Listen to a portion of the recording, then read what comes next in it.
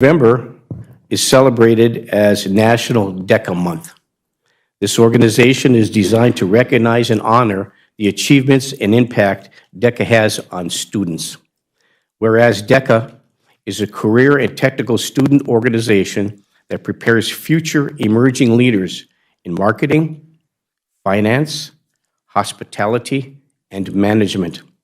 Whereas November highlights the Rockridge High School's participation in various community campaigns with the goal for members to attend the Thrive Leadership Academy, an international career development conference in Anaheim, California in April of 2024.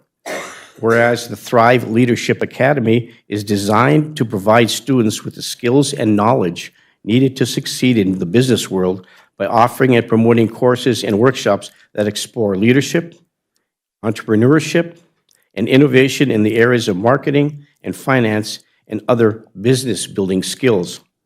Whereas students will gain experience using hands-on projects and activities while networking with industry leaders and fellow students from around the world. Whereas to qualify for the Thrive Leadership Academy, Rockridge High School students are required to complete several campaign tasks involving school and community outreach. One activity is to promote DECA by bringing awareness to the community with the issuance of a city proclamation and a class photo with community leaders. The City of Virginia recognizes the importance of the development of future leaders in our local communities and throughout our nation.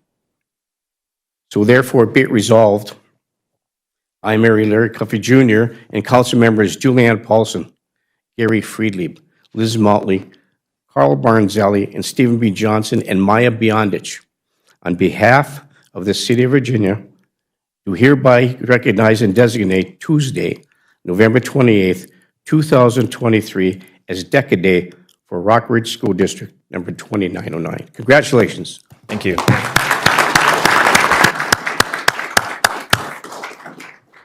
So you're looking for a photo op?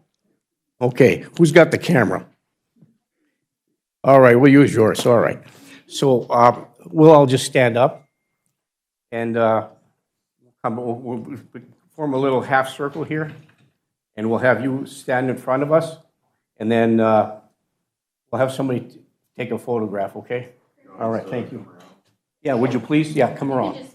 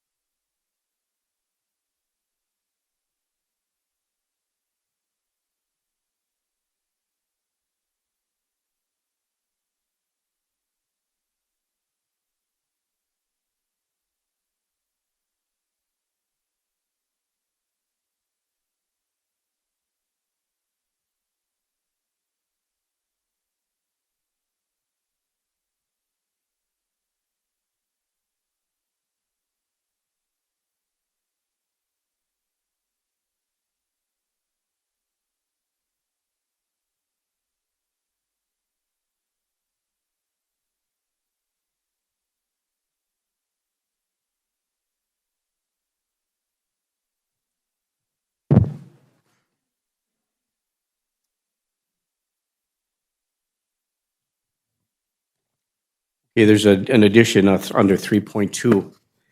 It's related to the activities and incidents that occur in our community on a regular basis. As we all know, on 11/23, there was a fire. And this fire resulted in the death of a resident. There was a call to this residence to the police department and fire EMS.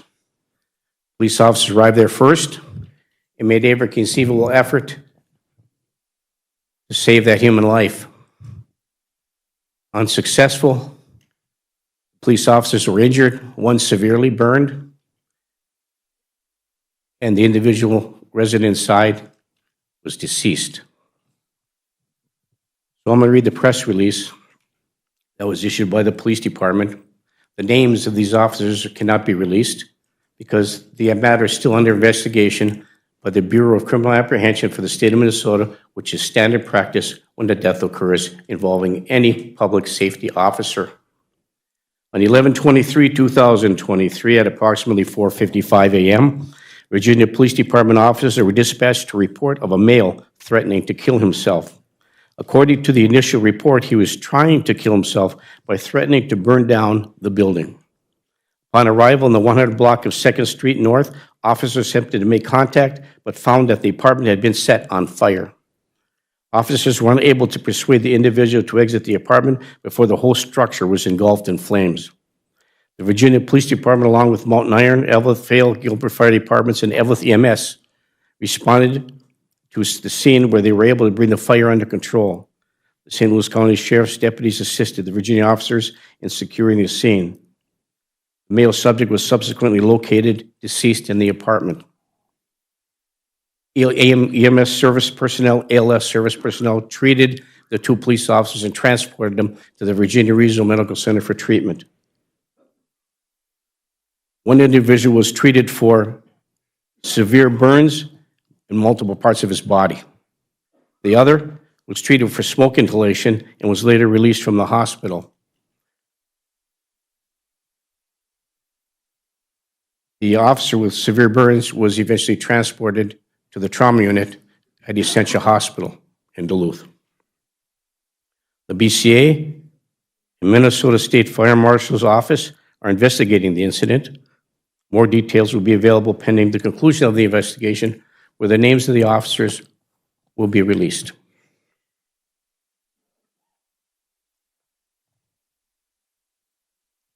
Well, these are two examples of the kind of dedicated police officers that serve our community every day.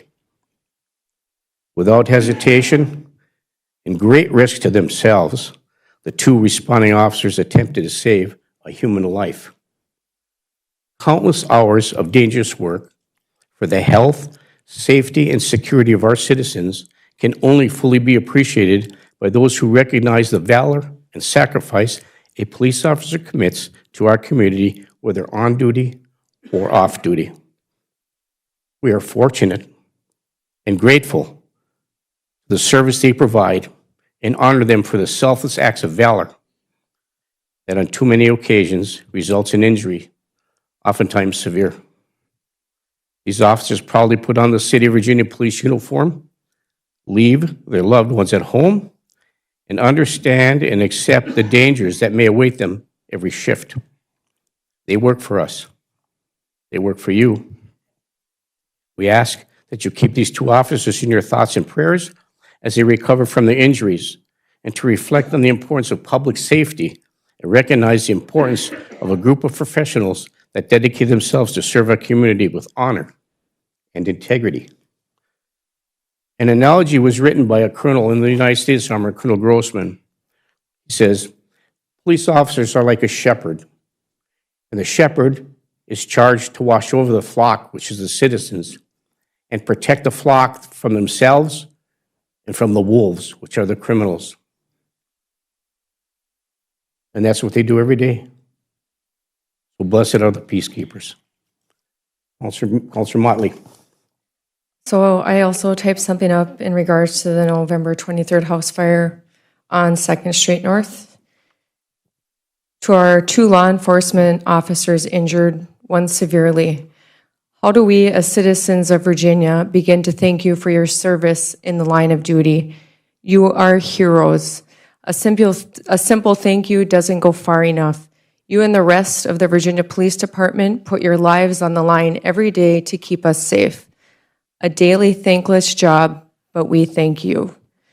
To our first responders, whether it is our paramedics, our EMTs, or our firefighters, I know this must be emotional for your department also. It always hits home when it's one of our own. Thank you also for all you do. Our police, fire, and EMS, I believe, these are some of the finest, not all, but some of the finest employees the City of Virginia has. And we thank you for all you do. Thank you, Mayor. Thank you, Councilor Motley. So we ask you all who are listening at home and those who are here today to keep your thoughts and concerns for the family and what police officers do every day, so please thank them for what they do, and just keep it in your thoughts, and my family will keep it in our thoughts and our prayers as well, so thank you. So before we move on to the public forum, I just want to make a little statement to set the tone for tonight's council meeting. Many of you are here for a variety of reasons, one of which is you received your property tax statements in the mail on Friday or before. And it was a big shock when we saw that 37% on your tax bill. Same thing goes for my family as well. So real quickly, this is the first time that the county was required to include the debt service that we have over a long period of time in the property taxes statement. Now, as everybody recalls, we set our general budget levy at 21%. And there's some rumors going around, there's Facebook postings, social media, that if citizens didn't come to this meeting tonight, that we were to set the levy at 21%. And that is not accurate. We will not set the general fund levy until December 12th, which is the next council meeting after this one. And our staff has been working very hard. The city council has been working hard. And the citizens are, some of you are in the audience today, and some of you are not, who have provided a lot of ideas, information, suggestions moving forward on how we can pare down our budget. You've sent us lists of information, things that you think we could do. We looked at every single one of those suggestions, including the ones that we had, and our staff worked hard to pare the budget down. And we're going to be below 21%. And if I may say, Britt, we're getting down there. And so can I give a percentage to some degree? Not yet, but it is significant. And we're still working on reducing some budget and even more. And so we'll have that final levy on December 12th. And I would urge those of you in the audience tonight and those who are listening at home, if you have a question about that, come to that December 12th meeting when we set that final budget levy. And we'll listen to everything you had to have to say. Everything will be laid out for all the citizens. So it'll be reduced significantly. In addition to that, we have an issue regarding the preliminary budget we set in. And in a letter a couple weeks ago, I wrote in the paper on behalf of all of us that we've been funding our debts. At the end of the year, our general fund levy has never covered the cost of our expenditures, although despite the fact that we've tried to make some cuts and made more significant ones this time around in order to pare the budget down. Well, over the last 10 years, the levy hasn't been enough to cover the expenditures of the city. So two things have to be done. You cut your expenditures and you have to raise the levy. And the reason the levy is being raised this year is because we have a new public safety building. Now, the Iron Trail Morty's Event Center, which operates as a deficit, which is significant, about $1 million a year. It was anticipated that it would for the first few years. But just to give you a little history, before the Iron Trail Morty's Event Center was built, the Miners Memorial Building existed. And prior to that, at least the 7 to 8 years prior, and I didn't go back any farther, we were supplementing that old Miners Memorial Building as $1 million a year because it wasn't generating any revenue.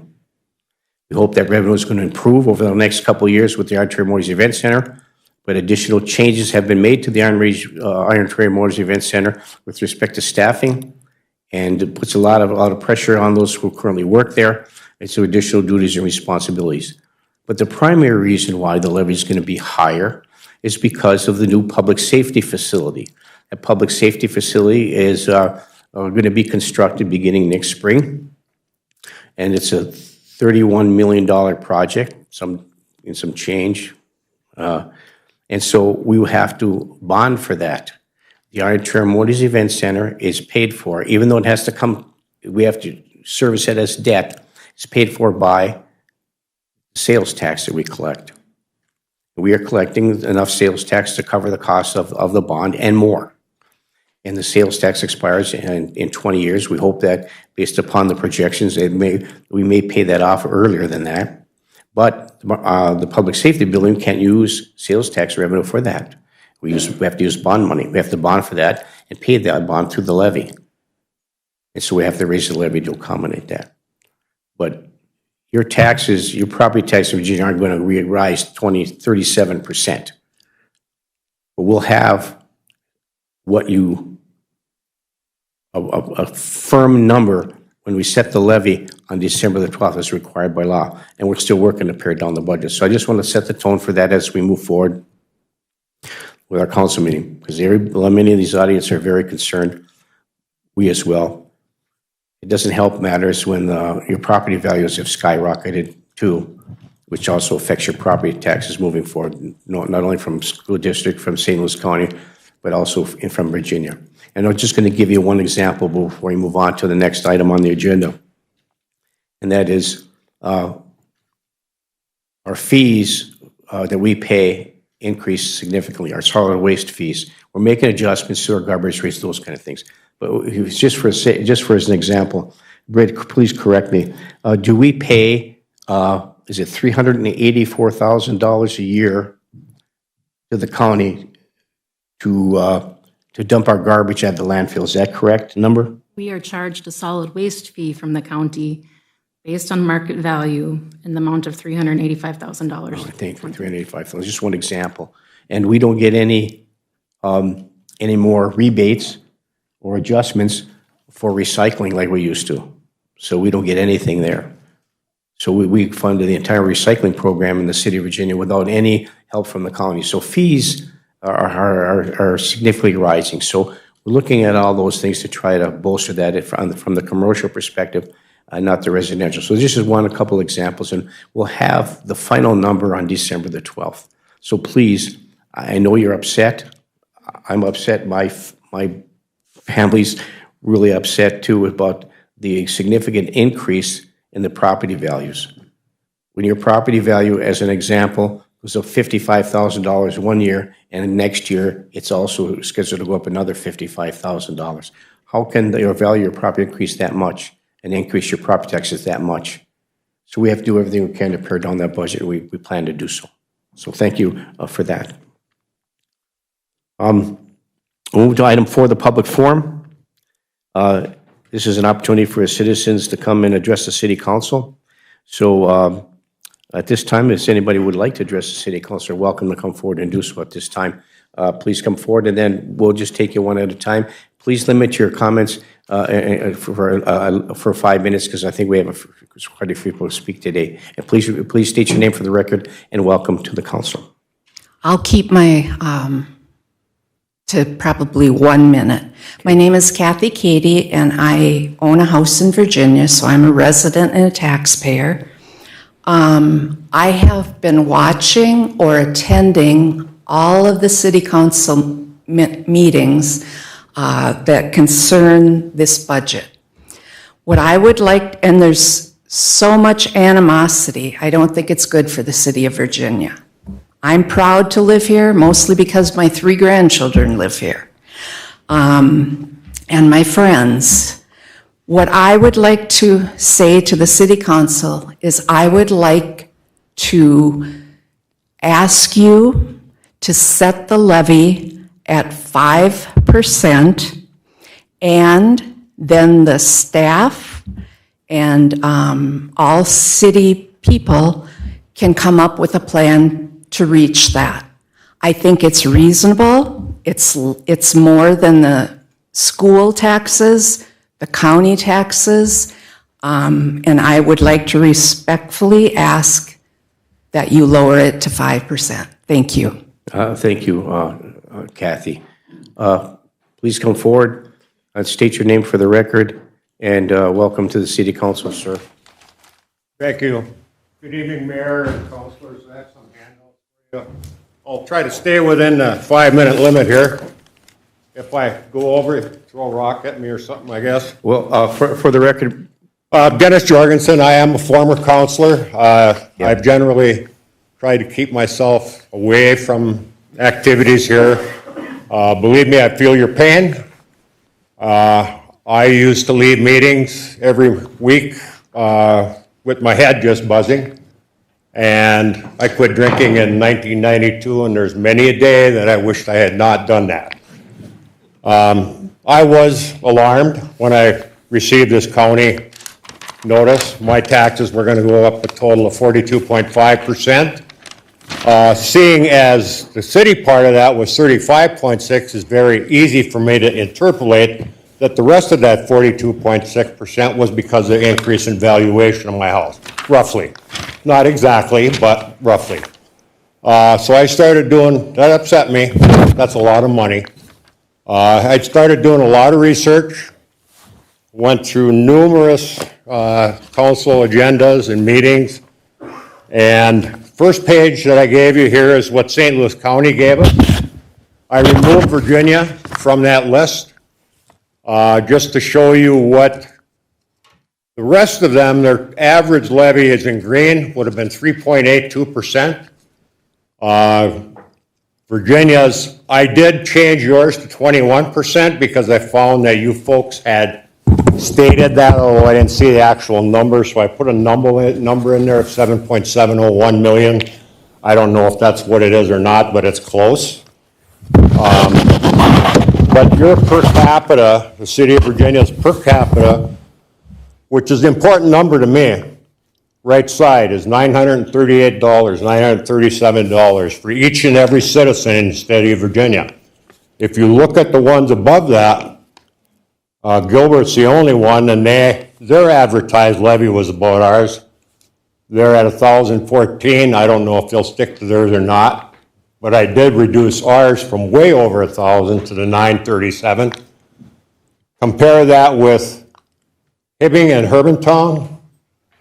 We're way over twice the Hermantown and half again over Hibbing, which would be two cities that I'd kind of compared to Virginia to.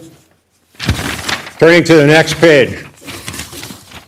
So I looked at this like, okay, I'm trying to be fair. What do I expect as a citizen of the United States in regard to inflation? Because those are uncontrollable expenses to me and to you in general, unless you hire more people than you have, or whatever. But inflation is something that just gets passed on to the end consumer, and unfortunately, that's all of us, and you. And the older you get, the harder it is to swallow that. I'm not in anywhere near as bad shape as most elderly people are in regard to this, but I'm telling you, it hurts. So what I did is, okay, based on inflation, the top half, Sherry, I don't know if I used the proper, the only numbers I could find to find a net tax capacity or tax capacity for the city of Virginia was using the VITA levy. I found those VITA levy numbers, and then I translated them into your taxable value for the city. I hope I did that correctly, but it doesn't matter if I left the zero off or not, because it's all relative. And I'll give you a chance here in minutes, Sherry. So since 2017, our tax capacity in the city of Virginia has gone up, according to my calculations, 21.57%. So if nothing else happened, if you guys didn't spend anything more every year, our taxes would have gone up 21.5%. Right? Isn't that the way it works? Sherry, if you want to answer that, I saw you looking to talk, and I...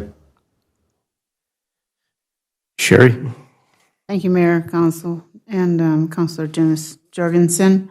I'd have to say that your numbers are a little skewed, and this probably isn't the proper forum, but if you'd like to come in and see me, I can help you. Well, I don't think they're very far off, but that's just the tax values for the city. And I would say that in general, I would say tax values of your property go up probably in a 3 to 4 year skewed delayed. Just like everything else goes up, the cost of construction goes up, everything goes up over time. But you really don't see that in your property values unless you're there a long time. And I expect that. So I understand that. So I'm okay with a 21.5% or 6% increase in my taxes since 2018, based on, if that's what the values were. But the other ones now, total suggested levy based on previous year inflation data. So on the left-hand column, I wrote down the inflation rates from 2018 to 2023. 24, I put a 4.5% in there, utilizing what I think people should use as a 4-year running average of inflation. The amounts for 2018 were 1.9, 19, 2.3, 20, 1.1. COVID banged us 7 and 6.5%. Those are huge. 3.2 as of this week for 2023. And then a number I use for 4-year running average. So over the course of that time, I would expect a 27.1% cumulative increase in things because of inflation. They're additive, right? 1.05 times 1.05 times 1.05, miracle of compound interest. Based on that, I have the actual levies that you folks have used, and then I put down the last one, which is in orange or whatever, which is the number that I use for your 21%. On the right-hand side is what I project your levy should be based on that 27%. And that's 6.651 million. Follow me? Yes. So I would be happy if you didn't go over 7. I think, I understand you have problems. By the way, you said something about solid waste. Solid waste doesn't come out of our property taxes, it comes out of our utility. So, However, we've been funding it for years from the general fund. yeah. Right. It's been upside down for many, many years. So, Oh, it has been coming out of our real estate taxes? Yes, because it is an enterprise fund, and when it's negative, it has to be zeroed out by general fund taxes. Right, that's not the way most things work in this city. It's not the way it's supposed to work, and that's why we're trying to correct that. we're trying to correct that, Mr. Jorgensen. So with that, I get it, but you gotta get me too. And 21, I'm sure that's why everybody's here. And I'm gonna just leave it at that, and I hope I didn't take up too much time. Thank you. Thank you, Mr. Jorgensen. Would you like to come up, sir? He's complete. Okay, yeah. Come on up. Please state your name for the record. Welcome to the council meeting. Hi there. My name is Crystal Ryer, and I'm a resident here. I really appreciate you guys always and the city staff. Thank you, Mayor and Councilor Motley, for thanking the police department and our public safety people. That isn't an easy job. I know I only have 5 minutes. I tried getting on the agenda with an email that was confirmed received, but I wasn't able to get on the agenda. And what I wanted to talk about tonight was I've been trying to communicate to the mayor-council email, and it's my understanding my councilors are not receiving that. Have you received any of the emails?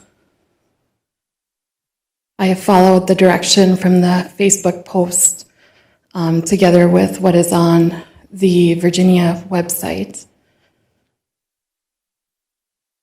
So I'm sorry, Mayor Cuffey, I'm just curious. No, I don't know.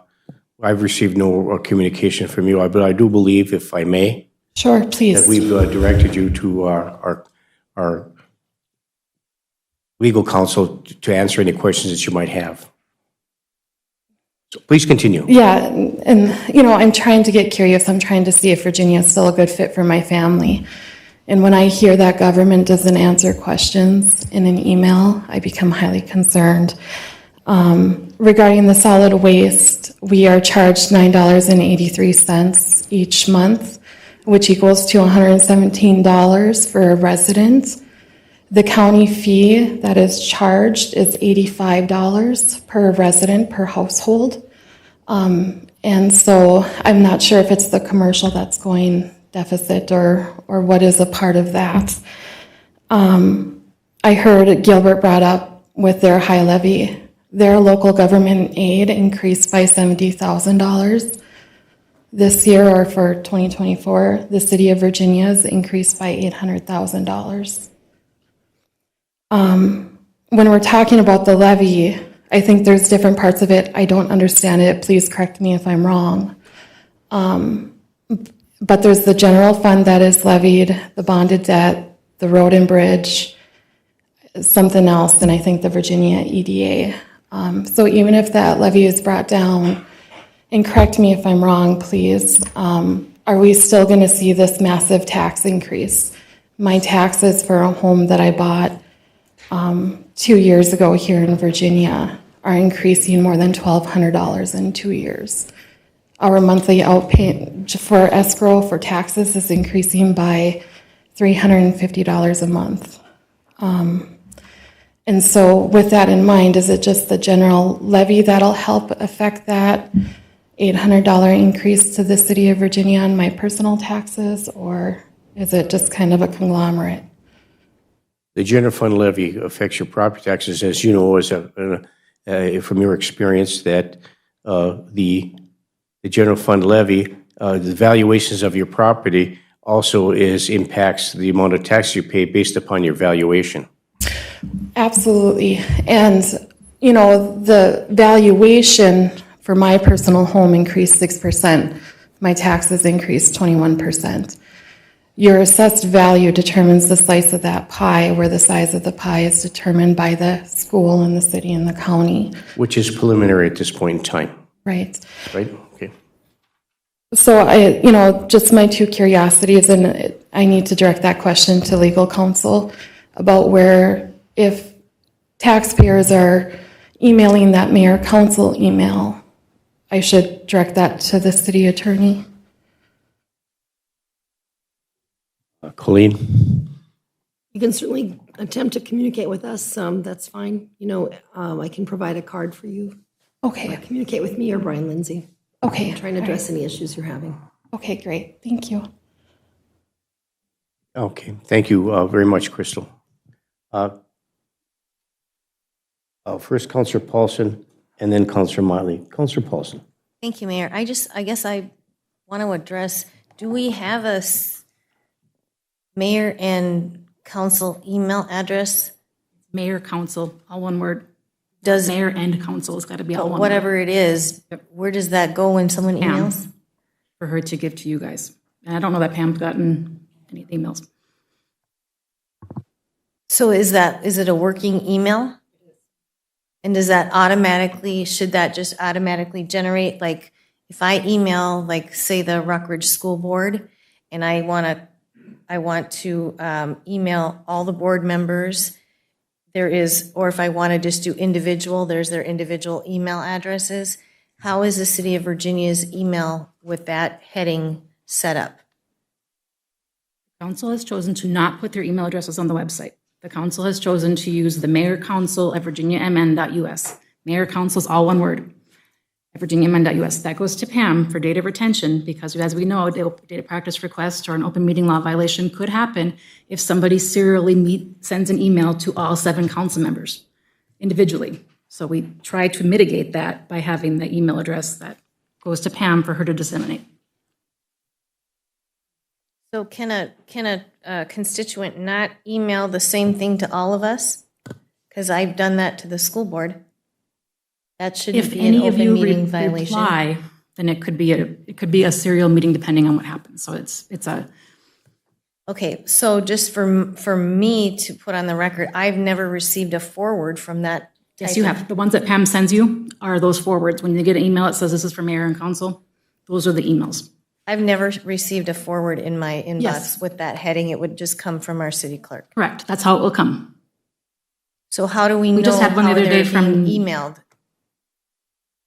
You trust Pam that she's sending them to you? That's, It's not about trust. I'm trying to understand the process. yep. So the email we got the other day about the taxes, that somebody had wrote us an email Monday about their tax statement, and they had some ideas of things to do. That was a forward that came to Pam. Pam? Thank you, Mayor. Any emails that I get, I do forward to the council. When I get a response back, which usually it's only the mayor that responds to the emails from citizen requests, I remove the emails of individual, because when you look at it, it all shows, all the emails are there. I remove those and send that to the individual that requested information. I've been in contact with Ms. Royer, and I did inform her that any of the emails that she sends me on the requests were going to either Britt or the attorney, which then she was informed after the fact that now only her correspondence can go to the attorney. Okay. So, but she was aware that the mayor council one, I don't know, whatever her requests are, I get. If there's a question, I did not get any of the questions that you sent to the council, only the questions that you sent to me. So, yeah, I would like to maybe get some clarification on that, just for, so when I've had people ask me, like, when I've emailed, or people have emailed through there, I get them, I'll probably get them from you, but I wouldn't know that they were coming from that mayor, council, whatever address. So if we could maybe look into that. But you're getting the person that sent it. Right, You know who sent it. correct. But it comes from me, then you would respond to me if you want to respond to that person. That person. Very good. Thank you very much. I appreciate the clarification. Counselor Motley? One thing I struggle with is when it seems I've had a couple taxpayers reach out to me and ask if the council received their email, and my answer is no. And so do we have a filter on our mayor council email, or is there something possibly blocking our taxpayers from emailing us? Is there a setting, anything? Take a look, but we do have, if there's any swear words, any nudity, any other, those will be filtered out and we won't get them. And I understand that, so, okay, thank you. And then I also hearing that Crystal has to respond to our attorney about the budget, which, am I understanding that correctly? Data practice requests have to go to our attorney. But budget requests don't have to go to the attorney? If it's a data practice request, it has to go to the attorney. Okay, so anything on the budget for 2024 can go to us, or to our finance director, or? That would be data request. So, and I know the amount of time that goes into a data request, and that's why I just ask a question. Help me understand, because I try to read the League of Minnesota Cities handbook. I watch council meetings from different areas to understand and compare. And so I don't want to have to pay for a data request for info about my jurisdiction. I can't afford it with my increased mortgage payment. And I don't want to waste the city's time. Like, I'm just trying to understand. And so is there a difference between the questions I'm asking and the data request? And if my emails are being filtered out, I'm concerned. I always endeavor to move with kindness and respect, professionalism, integrity. I don't try to be hostile or threatening. And so I'm just concerned about how to communicate. Would it be better to individually email, like, is it mbondage@virginiamn.us? You can always email P. Levine at Virginia. You email Pam and I constantly. You have our email addresses. You always can email us if you want us to send any information to the council. And thank you, Britt, for always replying. I'm just trying to understand how I can communicate without having to communicate with the attorney. That's terrifying to me. I'm like, oh gosh, I must be doing something wrong. Email Pam Levine at plevine@virginiamn.us. And then she'll direct it, and do I need to put in that email, since the counselors are not receiving my email, to the general email, that I would like it to go to each individual elected official? You forward the email to our city clerk, she'll forward it to all the councilors. Pam? If it is stated to the mayor and the council, yes, they all get forwarded to the mayor and the council, including our city administrator. If it's just addressed to me or Britt, Yeah. it's not going to the council. And what about in the to line? Because after the last email, I'll put Pam, Mayor, Council, Britt, and then Attorney Lindsay in there. And it sounds like those, I shouldn't just assume that emails to the Mayor, Council email are just being forwarded. Is that a safe assumption? No, they're being forwarded. We're not receiving your emails, so we should probably talk offline out of this meeting about what you're, Okay. who you're emailing to and how you're emailing it. Okay. Because we just tested it with my Yahoo account and it worked fine. Okay. So let's talk afterwards about what email address you're using and. Okay, that's awesome. Thank you, Thank Britt. Thank you. Anyone else? Please come forward, state your name for the record. Welcome to the council meeting. Hi, I'm Rodney Salo. Good evening, Mr. Salo. I don't get, you're talking increasing stuff again, and I live in Virginia 14 years. My taxes have a little more than doubled overall. I mean, I know you guys don't run your own checkbooks the way that we're running the budget in Virginia. Something's got to give. We can't just keep increasing all the time. You got to start cutting back. If you have to start eliminating some stuff, well, then eliminate it. The people are getting tired. We can't go to our employers and say, oh, well, they upped my taxes. You got to pay me this much more. You got to keep a lot of that kind of stuff in mind when you guys are doing what you do. Can't just blindly, you don't buy a car, you have a payment there, you have your house payment, and then you're tapped out, and you go ahead and you buy a $40,000 boat that you know you can't pay for, and say, oh, well, I'm just going to shuffle some money, get some money from here, and it doesn't work that way. You can't keep increasing our taxes all the time. I myself would like to see no increases for about 8 years, but I know that's not going to happen. I think we'd all like to see that. But you guys, you have to do better. That's all there is to it. I mean, just think of it like you're doing your own checkbook. You sure wouldn't do what you're doing with that. That's basically all I got to say. It's got to do better. Thank you, Mr. Salo. Sir, please come forward and state your name for the record and welcome to the city council meeting. Hi, thank you. My name is Bruce Kingsley. I didn't initially come here to talk about the taxes, but it's going to get tied in a little bit anyway. I live next to a rental dwelling that I've been fighting with for 15 years. My value of my dwelling actually went up very little, and the reason is because I live next to a blighted property that has damaged my value for 15 years now. Now, he was issued a permit, the landlord was issued a permit 6 months ago with the promise that that place would be completely rehabbed, habitable, safe, and that permit expired November 18th.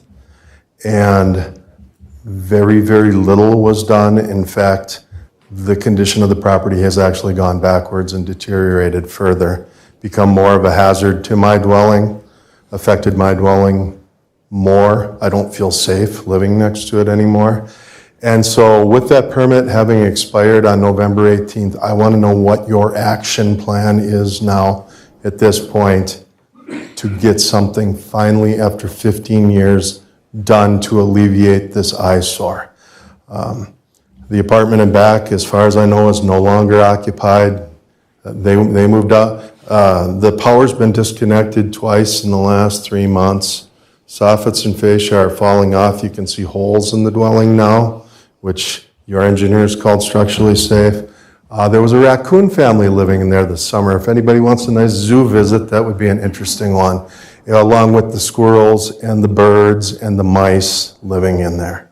This place has deteriorated significantly within 6 months, and I want to know what your plan of action is, and I especially want to make sure that you don't issue this person another permit with another lie that he's going to do something within the 6 months. We all know there's not a person in this room that knows that he's not going to do anything with this dump. He cut down all the trees on the property except for the one that I've complained about that's threatening my home. He left that one standing just to spite me. So what are you finally going to do? We have this code now in force, and you've told me time and time and again, we didn't have the enforcement. After this permit, we're going to have the enforcement, and boom, magically going to be taken care of. What's your plan? Mr. Kingsley? Colleen? I know we had an action plan once we went to court. Do you have any information about that, or do we need to get some more information from Mr. Lindsay? Pardon my voice, I have a bad cold today. We would need to get more information from Mr. Kingsley and update, where things are with the permit. I haven't spoken to Brian about this issue in some time, but we certainly can look into it. Well, in Mr. Kingsley's case, I go by there twice a week. I walk my dog by there twice a week. I agree with you. I empathize with you. We've made absolutely no headway on that at all. And you live next to that place. I'm back to day one. None whatsoever. And so we need to find from Mr. Lindsay what the next step in the legal process is. I know a misdemeanor is going to do us any good, but whatever needs to be done, we need to have a finality on this property that Mr. Kingsley has been dealing with for 15 years on 5th Street South. Yeah, I want to make absolutely sure that another permit isn't issued in another 6 months delay. That was a joke. I mean, nothing was done. They actually brought in a dumpster and filled with garbage from other properties. I got pictures of his sons hauling truckloads of garbage in to make it look like he did something. And that's the second time he's pulled that trick too. I mean, he's a pro at it. And you keep falling for it. I don't fall for it, but your building department issues permits. I fully expect them to issue another permit in a week and give him 6 more months to do absolutely nothing. And if that happens, I'm out of here. We're already making plans to get out of this town. I can't stand it anymore. But I can't sell my house. The value of it, it's not worth a fraction of what it should be because I'm living next to this dump.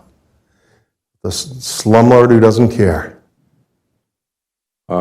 Britt, Colleen, would you make a note for Mr. Lindsay? And also, Britt, let's have a meeting with Jenny and the planning department to find out what can we do and what legal way we can, what legal avenues do we have to pursue this to the point where, if he's not making any improvements, what good does another permit do? I don't know what the legal process is. We got to find a legal way in which to remedy this, and we have not been successful in doing so. And I understand your frustration, Mr. King. I really do.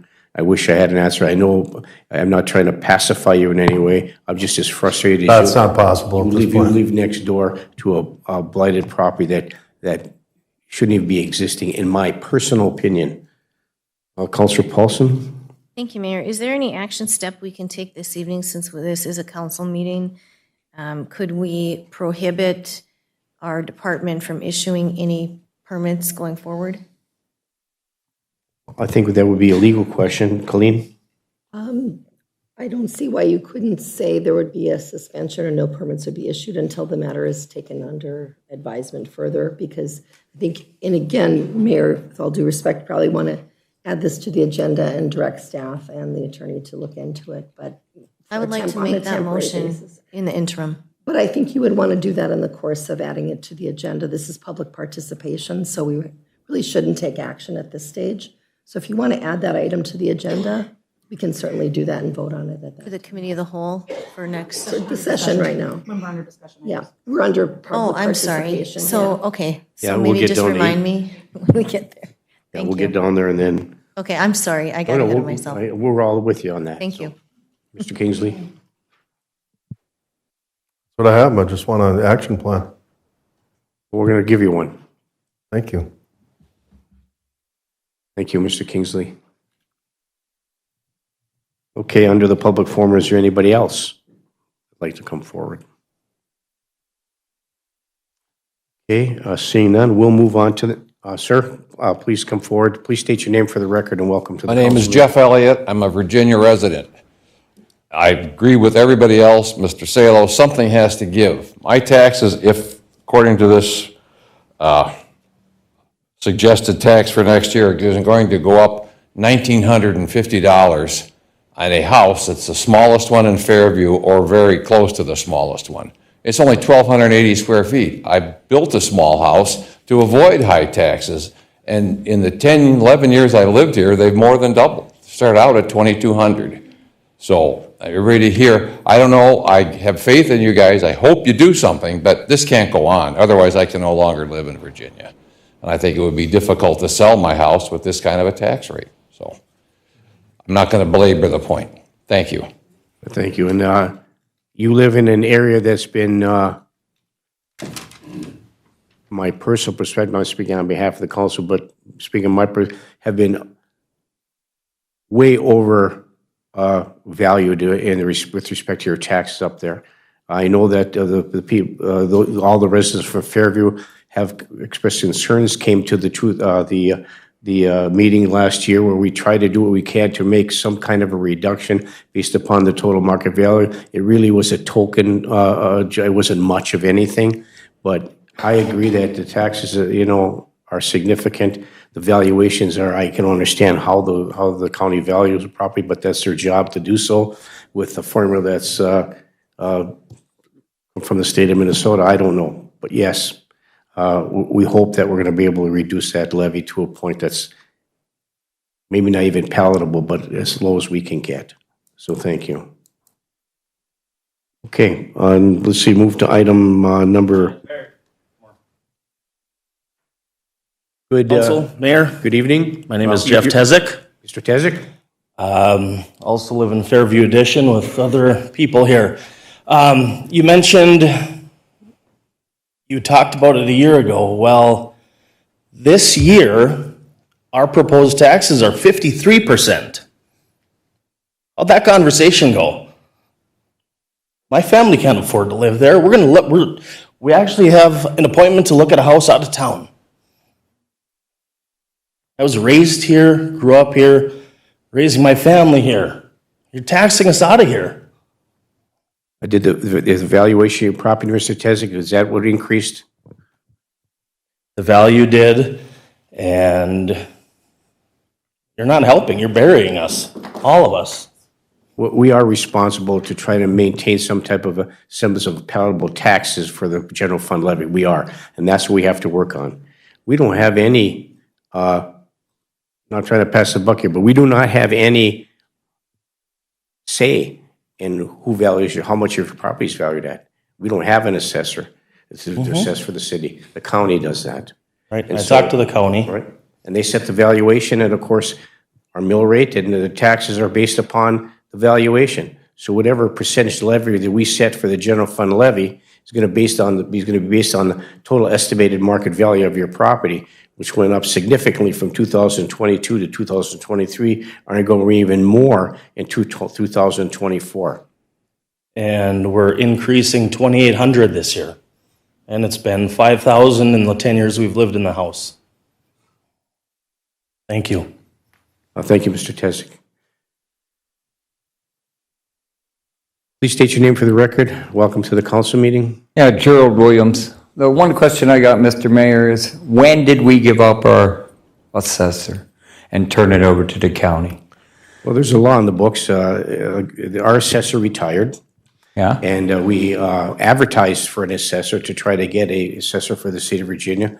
Actually, we're the only city within the Quad Cities or in the northern St. Louis County, or is maybe everywhere in St. Louis County, that didn't have the county assessing their property. We had a private assessor sitting right over here in our assessment department. When that assessor retired, we advertised for assessor, we didn't get any. We advertised a second time, we didn't get any. We advertised for a third time, we didn't get any. And so then, automatically, the county takes over your assessing. That's how that happened. Hey, I'll go back and look and see when the assessment started elevating their percentages. I got a funny feeling the county's been doing this to us. They're killing us. When we had, real quick, we had the assessors working for us, we only had one and an assistant, so they would assess 1/5 of the properties in town. So every 5 years, they'd have all of them done, and then they start over again. The county does them all at one time, like they did this year for 2024. I've had the assessor come to properties that are designated as nonprofit, and the man told me he had to come in, I had to let him into a building, and he insisted, he spent 5 hours measuring buildings on a property that were never going to be assessed because of nonprofit status. We have to do something with the county. I'm not blaming everything on Virginia, but like everybody says, it's out of control. People are going to leave here. Thank you. Thank you, Mr. Williams. Councilor Motley? I'm not sure if anybody else is going to speak or not, but I just want to say thank you for coming. Your voice and your concerns are 100% being listened to. And I agree with all of you. So I will never be okay with the 21% levy. That's the percent we can change. The other 15 or whatever percent we can't, but we can lower the 21. And I will be strongly advocating for your voices. Thank you, Mayor. Thank you, Councilor Motley. Councilor Paulson. Thank you, Mayor. I just have one request from, and I don't know if it was from Sherry or Britt. We got the spreadsheet from the St. Louis County, the gentleman from St. Louis County that allowed us to plug in the numbers based on the percentage. And I was just looking through that, through my email, but I can't remember who sent it or what. Could that be resent to us? So that was just a really useful tool for me to see. And just for the general public, we received a document in an Excel spreadsheet format that I guess it was 75,000 and under, 100,000 or 125,000 and under, 250,000 under, 300,000 under. Whatever the percentage of the levy, we could plug that number right into the spreadsheet, and it would calculate the tax portion of Virginia.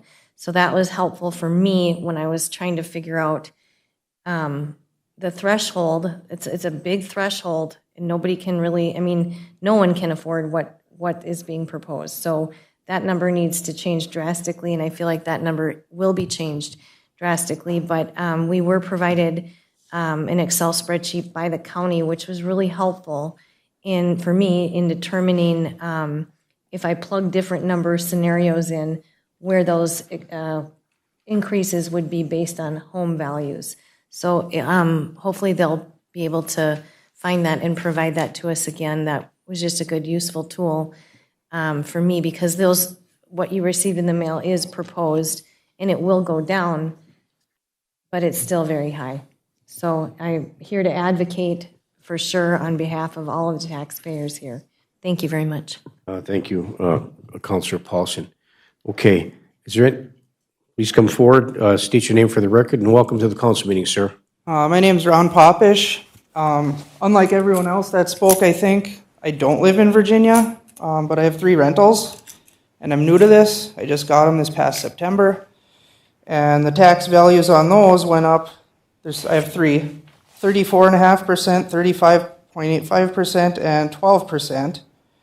And the actual taxes went up 36%, 43%, and 22%. And my concern is those numbers combined with this rental code stuff coming up first of the year. I guess is there grant money coming up to help bring any of these properties up to your standards? Do we know what those standards are? Because looking at the fee schedule for all that, that's a lot of burden that's gonna be passed on to renters. And I'm not, you know, a lot of them, they're at this level already with what they can afford, and now there's all of this dumped on them also. In January of 2017, the City Council passed an ordinance called the Property Preservation and Maintenance Code, which sets the minimum standards for any structure, whether it's rental or not, in the City of Virginia. I would refer you to that, to take a look at that moving forward. And with respect to the taxes, that's something we have to deal with respect to how your taxes are based on the valuation of your properties.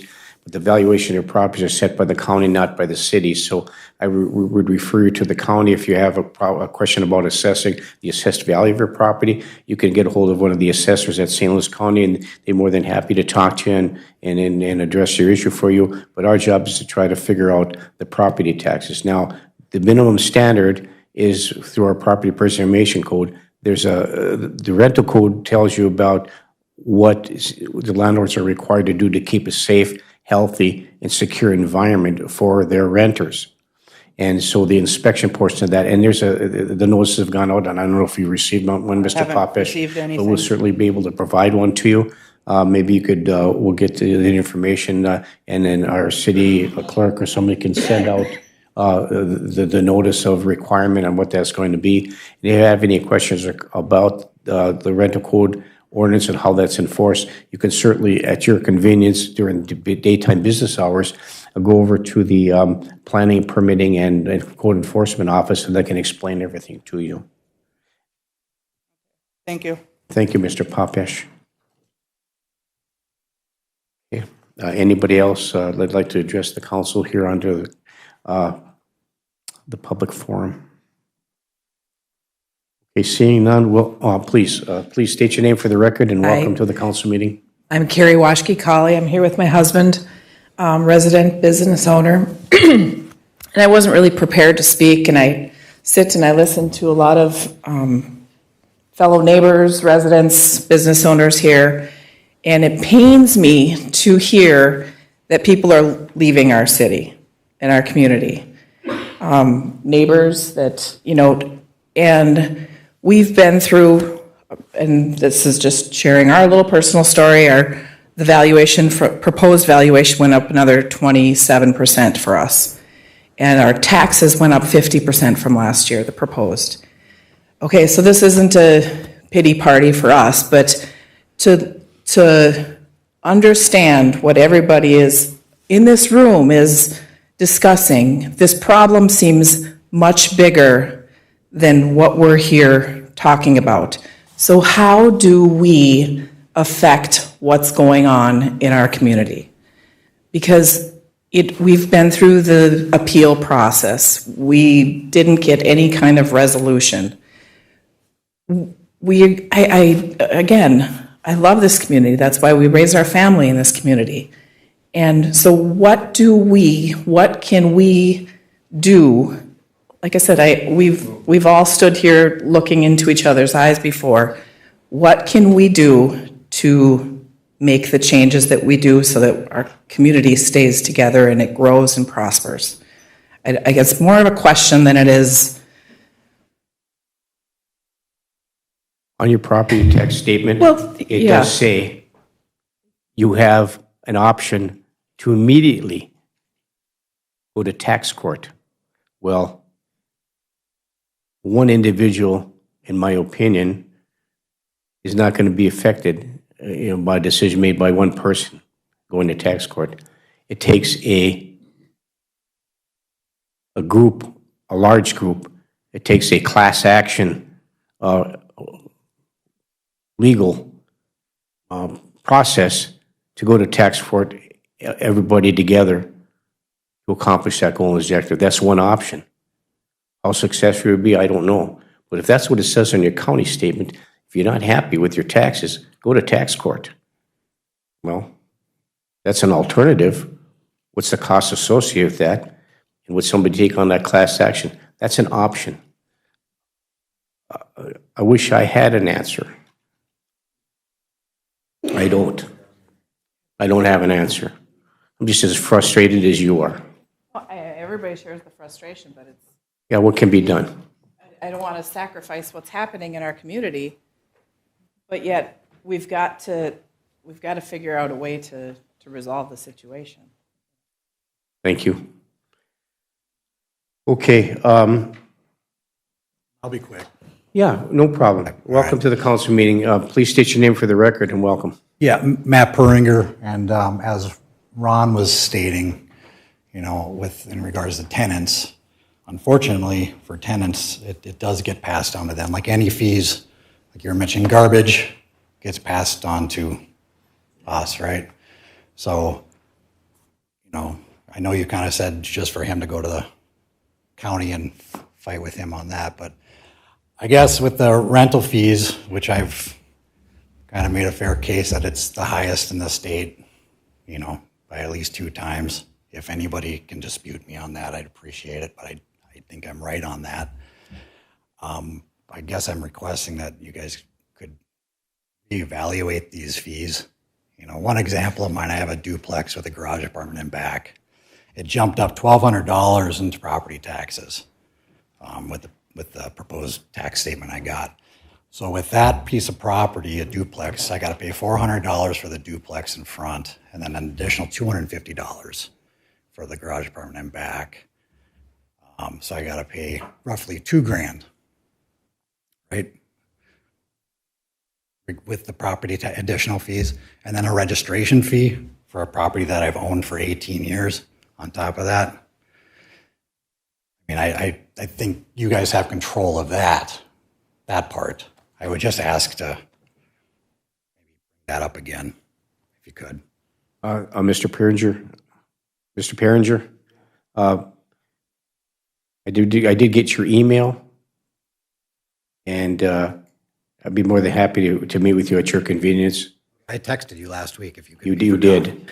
You did. And I had so many text messages, no excuse, but please, I understand. Let's sit down and meet at your convenience. I had a great conversation with Gary for a couple hours today, and I'm willing to work with anybody. That's kind of what I guess I was disgruntled. I have no problem with an ordinance. No problem with ordinance. Just the fees. No problem with ordinance or inspections. I don't care about that. When I'm getting charged 3 times of what Minneapolis is getting charged for rental fees, something's wrong there. That's a lot. That's a lot of money. It's just not there. So, okay. Thank you. Okay. Thank you, everybody. Is there anyone else that would like to address the council this evening before we move on to the next item on the agenda? Okay, we'll move to item 5, which is the consent agenda. The following items will be enacted by one motion unless a councilor or a citizen of the city of Virginia requests that the item be considered separately. Item 5.1 is the approval and corrections of the regular minutes of the regular meeting that was held on November 14th, 2023, and the special meeting that was held on November 21st, 2023. Item 5.2 is the adoption of Finance Resolution number 23-002, the schedule of bills. Item 5.3, approve pay estimate number 6 to Kraus Anderson for the house demolition in the public safety project in an amount of $2,859.41. These are the consent agenda items that are listed today, and I'm looking for council action. I'll move the approval of the consent agenda as it is documented. Councilor Freely approves the consent agenda as presented. Is there support? Support. By Councilor Motley. Is there any further discussion? Hearing and seeing none, all those in favor signify by saying aye. Aye. Aye. Opposed? Motion carries. Item 6, appearances. We have a last-minute appearance under 6.1 that was scheduled this afternoon, and it's Amanda Metza, asked me local number 454, that was listed on the agenda, and we would ask one person to speak on behalf of your group to recent council discussions and meetings with the ASME local. So who would be the spokesperson in this particular case? Once again, I know you very well. Please state your name for the record and welcome to the council meeting. Everybody here? Good to go? All right. I'm going to be reading this because I have something. Just for the record, your name. My name is Scott Duranko. Okay, thank you. My name is Scott Duranko, and I am the president of AFSCME Local 454. I am here today with our union negotiating committee and members of our local to ask a simple question. How does the city council justify canceling contract negotiations, and when will they agree to bargain in good faith? We were scheduled to have our first negotiating session at noon today. That meeting never happened. Yesterday afternoon, I received an email from the city administrator stating that the council had directed the city attorney to set up a meeting with the AFSCME Northern Field Director, Troy Bauk, and that they were canceling our bargaining session. The email also stated that the council will not meet with us until after this separate meeting took place. The city attorney and the council have never provided the Northern Field Director with the purpose of this meeting or an agenda.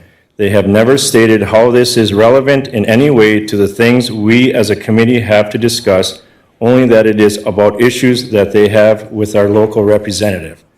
The Northern Field Director is not a member of our elected negotiating committee, and any meeting you wish to have with him should have no bearing on our negotiations. You do not have the right to choose our representatives. The law prevents you explicitly from interfering in our union business. Your refusal to meet with us until a meeting with this outside party has taken place is unconditional bargaining and bad faith bargaining. We are here today to relay the message that our members will not accept these tactics of delay and distraction. In just over 24 hours since you canceled our negotiations, we have collected a petition with 51 signatures.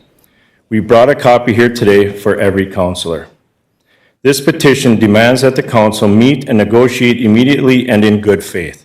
It was signed by over 85% of our three-quarter and full-time members within the city in just a single day. And we will continue to gather signatures and support. We will continue to talk to our members and engage them in this process. We will continue to bring forward our concerns whether or not you threaten to involve third parties. And we will continue to demand that this council to be accountable to our union and our community for their words, actions, and interactions. We have here a petition for mediation services. We will send a request to the council negotiating committee for additional immediate dates. If those cannot be accommodated, we will file for mediation and move this process forward with the assistance of the Bureau. Thank you. Thank you, Mr. Duranko. Any questions, comments from the council with respect to the petition that was distributed to all of us and the information disseminated by Mr. Duranko? Okay. Councilor Motley? I'm just wondering how this was canceled, the negotiations today, just yesterday, when this was discussed, I believe, last Tuesday, 1 week ago. Britt? Britt? Or Sherry? Britt? Something we should discuss off camera. Gotcha. Okay, thank you. We have your petition, Mr. Duranko, and signed by the members of your staff, and we'll give you a written correspondence moving forward. All right, thank you very much for your time. Thank you very much for coming in.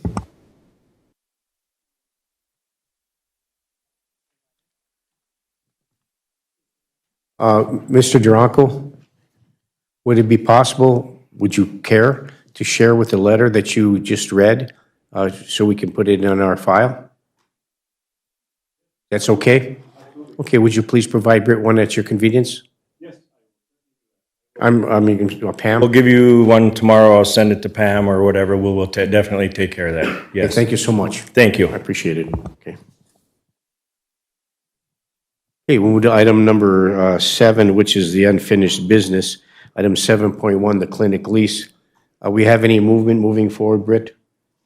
Yes, actually, Frank Modich called for a meeting with our attorney today, this afternoon, and they asked again for the clarified documents of the bond proceeds, where we're at for the bond. So things are happening, just very slowly. Okay, so you did have some communication from Mac Modich. Hopefully, yeah. Okay, very good. He was the senior representative for Essentia East? Correct. Okay, thank you. Any questions on the clinic lease? Councilor Paulson? Not on this, but under unfinished business. Okay, there is no other unfinished business that's scheduled here. You're welcome to add another agenda item under unfinished business. It had Counselor been on Paulson. there for a very long time. Counselor So Paulson. the property, what is the address? Is it 410 Fifth Street South. 410? Thank you. 410 Fifth Street 410 South. Fifth Street South. I guess I'd like to move to direct city staff to. What? An immediate inspection. So should it be an immediate inspection on top of no issuance of any permits until that inspection takes place? Or I was actually going more with not being able to issue any new permits. A question for you, Colleen. As a motion that's going to be proffered by Counselor Paulson, can a motion be made to direct staff to deny the issuance of any further permitting for that property until it can be properly investigated or whatever? What legal teeth, if any, do we have in order to prevent that from happening? Would we ask our staff to? So how would she proffer that motion? Thank you, Mayor. Thank you. Well, we had the little break there. I took a look at the building ordinances. I don't see anything that restricts your ability to suspend. You have to obviously operate in due process and fairness to all. So you can't choose one homeowner over another. But I don't see that there's a problem if you wanted to temporarily suspend the issuance of any permitting until there can be more information provided to the council. Okay, so upon that, I don't know, Pam, if you could hear Colleen on that. Okay, what you have, would you repeat and see if that's amenable? Thank you, Mayor. We want to know what the motion is first. So what's the motion by Counselor I believe Paulson? moved by Counselor Paulson, supported by Counselor Friedlieb, to direct staff to temporarily suspend any permits on whatever the address is. Property at 410 Fifth Street South. Okay. Probably pending additional information or investigation. Is that what you're? 410 and 412. And then probably pending any, you have to have a time limit, so you're spending it for the purposes of city staff and the city attorney to investigate legal options, and if you want to have them. So pending further if you want them to investigation. inspect the property as well, whatever you were thinking. Further investigation and inspection. Thank you. So it has been moved and supported. Any further discussion? I do real quickly. Are they paying a vacant building fee? They're paying that? They're up to, okay. They don't have to register to January 1st, right? And then at that particular time, they have to allow for an inspection. Is that correct? All right, thank you. Counselor Friedlieb? Missed that part on the inspection, because I was going to suggest that it seems imminent for an inspection to occur so that any of the parameters or expectations or standards that should have been met with that last permit should be addressed. And then we would invoke discontinuing any further permits.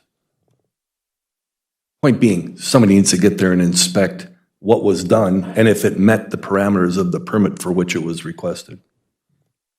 Yeah, I'm supportive of the motion and the second to issue a suspension, to issue anything else. We'll have to set a time frame for that, and that property or that rental code order should go into effect where the inspection would be required. They have to pay for it and allow for that inspection to occur. So we'll accomplish it through that way. It has been moved and supported. Is there any further discussion? Councilor Paulson. Thank you, Mayor. I guess wanted one point of clarification. It had gone into a court situation to allow the city to get an access or access to entrance to do the inspection, but in the interim, the property owner applied for a permit, which halted or changed the process. Is that what I'm understanding from my recollection had happened? So by not allowing any issuance of permits going forward, we should be able then to go back on the track of getting the inspection completed. Right. Is that right? And I'd have to review again where that litigation ended, because I kind of lost the thread. Brian was involved, and I jumped in a little bit here and there. But Okay. certainly, if you're, again, holding it in abeyance for a period of time so that the city staff can look into the issue, city attorney can look into the issue, and if the council wants to request an inspection in the meantime, or take whatever steps are necessary to have an inspection as soon as possible, we can certainly look at that. And included in that investigation, we'd like to know what the value of that property is. Thank you. Moved and supported. Is there any further discussion? Hearing and seeing none, all those in favor signify by saying aye. Aye. Aye. Opposed? Motion carries. Thank you. Move to item 8.1, under discussion items. Adopt a resolution for the final payment, estimate number 4, to Lindsay Enterprises in the amount of $9,078.15 for the Alcott Park entrance. Move to approve by Councilor Freely. Is there support? By Councilor Beyondich. Is there any further discussion? Hearing and seeing none, all those in favor signify by saying aye. Aye. Aye. Opposed? Motion carries. Item 8.2, approve the 2024 liquor licenses and Sundays as follows. Can we do them separately? Okay. Yeah. So we can do all 8.2 all at one motion. 8.2 is approve the 2024 liquor licenses and Sunday. A, Alan Burton doing business as Riders on Main, no Sunday liquor license. 8.2B, Martini Incorporated doing business as Tommy Rainy Lake Saloon and Deli. 8.2C, Lozoya LLC doing business as Castellotti's Restaurant. Item 8.2D, Flamers Bar doing business as Flamers. 8.2E, Grandma's Virginia Incorporated doing business as Grandma's Saloon and Grill. 8.2F, Peterson Properties Virginia Inc. doing business as Poppers. 8.2G, K-Core Incorporated doing business as Mel's Sports Page Bar and Snickers Pizza. 8.2H, Virginia Bowling Gardens LLC doing business as Virginia Bowling Gardens. And finally, 8.2I, Peterson Pro. What is that? Okay, we'll disregard I. Okay, there you go. Those A through H, 8.2, to approve the 2024 liquor license Sunday. Looking for motion. So moved. A move by Councilor Beyondich, supported by Councilor Paulson. Is there any further discussion? A hearing and seeing none, all those in favor signify by saying aye. Aye. Aye. Opposed? Motion carries. 8.3, approve the 2024 wine and strong beer license. 8.3A, the Laurentian Arts and Cultural Alliance doing business as the Lyrics Center for the Arts. Move to approve by Councilor Freelieb. Is there support? Support. By Councilor Motley. Is there any further discussion? Hearing and seeing none, all those in favor signify by saying aye. Aye. Aye. Opposed?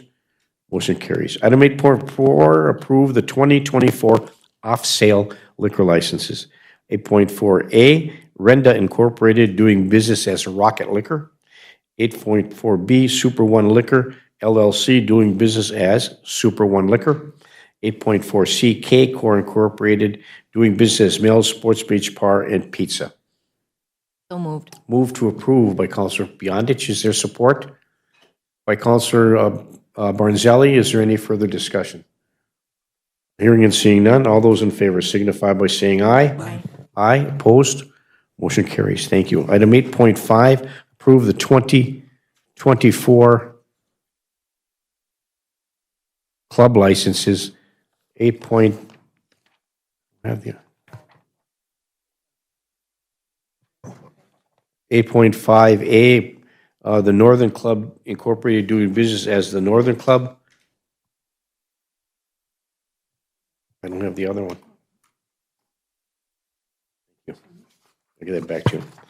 Item 8.5B, American Legion, Post 239, doing business as Pratt Volden Post.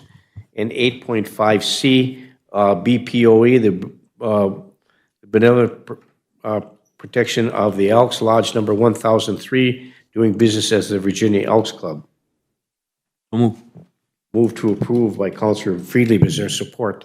By Councilor Beyondich Further discussion? Just for me to disclose under item 8.4C of the BPO Lodge 1003, I'm a member and an officer serving in that also, so I'll have to recuse myself from that vote by recommendation of our city attorney. So all those in favor of 8.5A, B, and C signify by saying aye. Aye.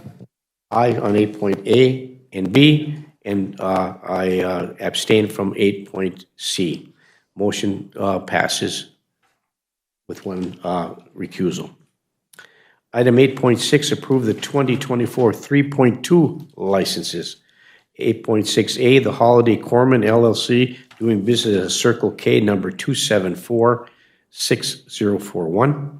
Item 8.6B, Miners Incorporated doing business as Super One Foods North.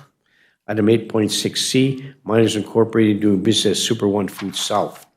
Those are the items approved for the 3.2 licenses. Looking for council action. Move to approve. Move to approve by Councillor Paulson. Is there support? By Councillor Beyondich. Is there any further discussion? Hearing and seeing none, all those in favor signify by saying aye. Aye. Aye. Opposed? Motion carries. Okay. Item 8.7, adopt a resolution to certify to St. Louis County the clear water discharge violations. Do we have any? We have 3. Okay, very good. Looking for a motion.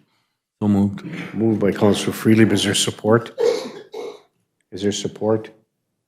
Support. Support by Councilor Paulson. Further discussion? Can we disclose what those are? Sump pump ordinance? Pardon? This is a sump pump ordinance?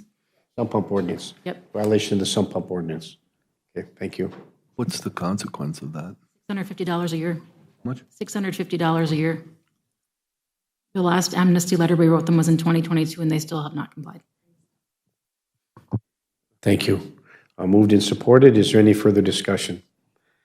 Hearing and seeing none, all those in favor signify by saying aye. Aye. Aye. Opposed? Motion carries. Thank you. Item 8.8, which is an add-on to the city agenda today, adopt a resolution to transfer funds to the 2023 road construction project. This will be a payback, correct? All right, thank you. So moved. Move to approve by Councilor Paulson. Is there support? Support. By Councilor Motley. Is there any further discussion? Hearing and seeing none, all those in favor signify by saying aye. Aye. Aye. Opposed? Motion carries. Thank you. Item 9, committee reports. Item 9.1, the committee of the whole meeting that was held on November 21st, 2023. We'll turn this portion of our agenda over to our city administrator, Britt C. Bennis. Britt? Thank you. At the committee of the whole meeting on November 21st, Mr. Matt Reed from SCH, our engineer of record, was present to discuss a request for additional funding that had occurred due to extra work related to the 2023 street infrastructure project. There was some issues that we had found with some concrete and some other areas, and so SCH had to spend more time on the project and was looking for additional funds to cover those costs. It was moved and supported to approve the request for additional construction administration for the 2023 road improvement project in the amount of $6,100. So moved. Move to approve by Councilor Freely. Is there support? By Councilor Barnzelli. Further discussion? Councilor Paulson. Didn't we just approve that? We approved the transfer of the funds to pay for that. This was the additional engineering cost.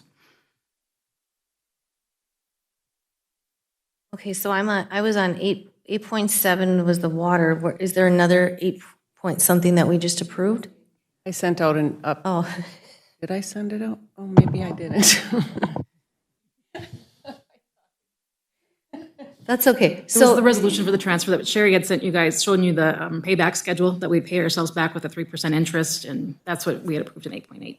Was Okay, so what did I don't have that document in front of me. I so had to update I'm a the little agenda nervous. today, but I did not send it, so I'm going to do that right now.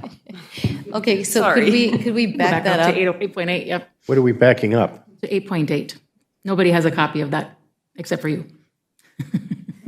And I thought you were reading 9.1 when I, Okay, well, let's back up to 8.8 then. Sorry, right? thank you, Mayor. Adopt No, the thank you. resolution to transfer funds for the 2023 road construction project. Did we vote on that at all? Yes. We did, but we're going to take a look at it, right? Is that what you want to do? Take a look at it? Okay. I went through it. I don't know what happened, but, okay. We should all take a look at it. Good for you to read it, Mayor, once we get it pulled up here, that resolution, so everybody understands what it says. Happy to. I should do. I will do. I shall do. Okay.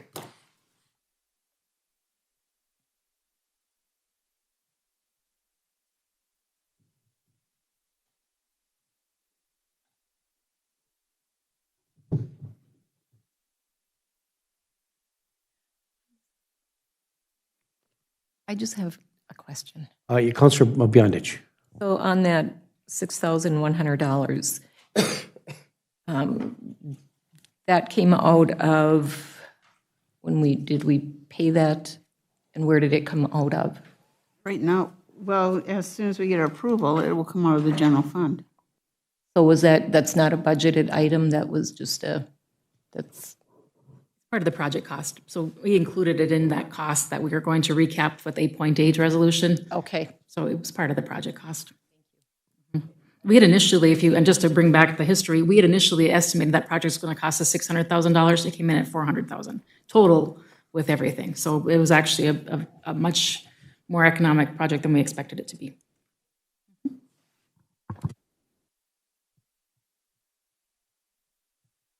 Could you pull up the resolution? I don't have my laptop with me, so I'll just have to read the resolution. Thank you very much. Appreciate that. Okay. Okay, regarding item 8.8 was to adopt the resolution to transfer funds to the 2023 road construction project. The resolution to approve the transfer of $400,000 of investment funds to the city's general fund for reimbursement of the 2023 road improvement project costs in the form of an interfund loan. Resolved by the Council of the City of Virginia, Minnesota, the city that Section 101, the city approved the following road improvements on June 13th, 2023 to include 17th Street North from 9th Avenue West to 16th Street North, 15th Avenue West from 15.5 Avenue West to West Chestnut Street, 13th Street North from 6th Avenue West to 4th Avenue West, 3rd Avenue West from 1st Street South to 1st Street North, and intersection of 6th Avenue West and Chestnut Street, Section 2, which is the repayment of the interfund loan, Section 2.01. The city will reimburse itself for the 2023 road improvement project costs in the principal amount of up to $400,000 with interest to accrued at a rate of 3.5% annum. Together, the interfund loan amortized over 5 years, interest accrues commencing January 1, 2024, with final payment to the city on January 1st, 2029. 2.02 is the principal and interest payments on the interfund loan shall be paid quarterly on each April 1 and July 1, October 1, and January 1, each as a payment date commencing on the first payment date of April 1st, 2024. Item .203, payments on the interfund loan will be made solely from the general fund operating levy and be accounted for in the annual general fund budget until final payment. Item 2.04, the principal sum and all accrued interest payable under this resolution is prepayable in whole or in part at any time by the city without premium or penalty. Item 2.05, the interfund loan shall not be deemed to constitute a general obligation of the state of Minnesota or any political subdivision thereof, including without limitation and the city. Neither the state of Minnesota nor any political subdivision therefore shall be obligated to pay the principal of or interest on the interfund loan or other costs incident. 2.06, the city may at any time make a determination to forgive the outstanding principal amount and accrued interest on the interfund loan to the extent permissible under law. 2.07, The city may from time to time amend the terms of this resolution to the extent permitted by law, including without limitations amendment to the payment schedule and the interest rate, provided the interest rate may not be increased above the maximum specified under the law. Section 3, effective date. This resolution is effected upon approval, adopted by the City Council of the City of Virginia.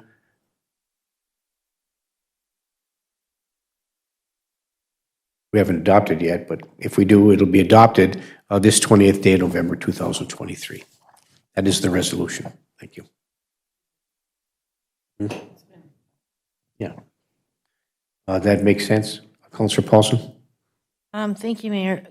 I just, did we already talk about this at a committee of the whole meeting? And that's what we had decided we were going to be transferring the 400,000 from the investment funds to the general fund?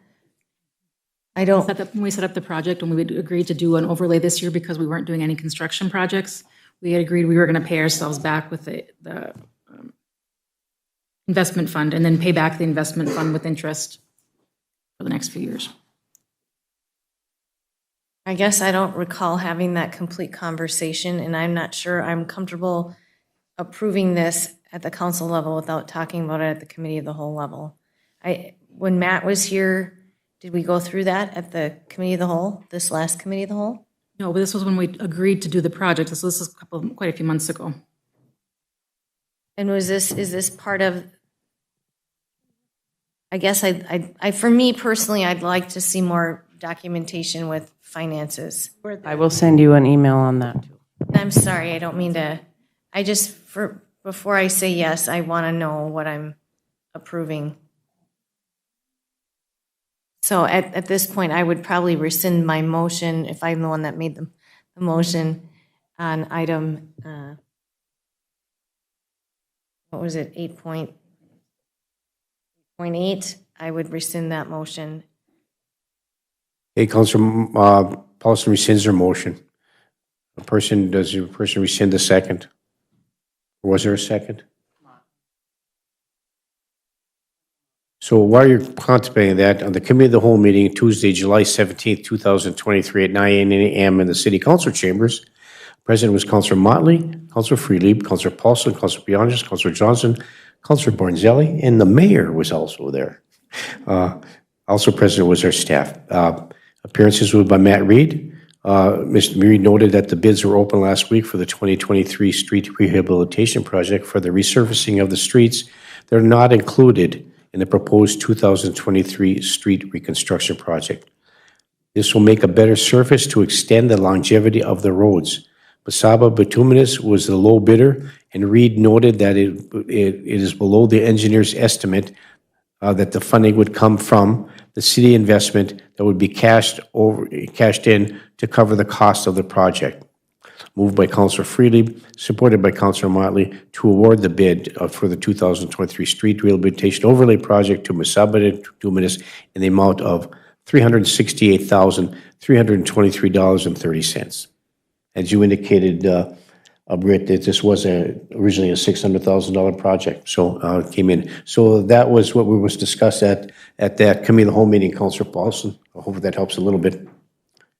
Thank you, Mayor. Yeah, that helps a little bit in terms of the award. I remember the award going to Masabi Bituminous.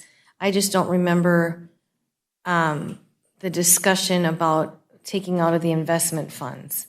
Yeah, so the notes. It's noted in there, but there was no motion that that's what we were going to do. So now that's what this resolution is.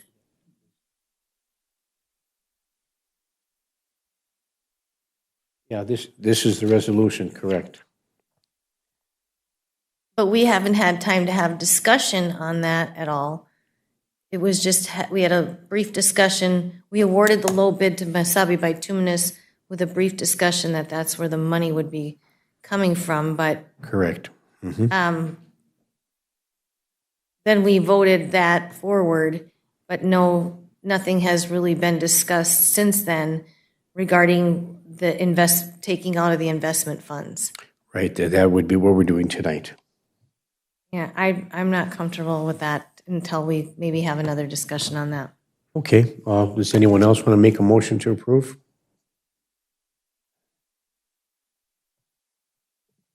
I would make a motion to approve. Any information I've been provided, unless there's any clarification or additional information Sherry or Britt would want to bring forward. Okay, well, Standard operating procedure for this type of cost. a motion by Councilor Freely to approve. Is there support?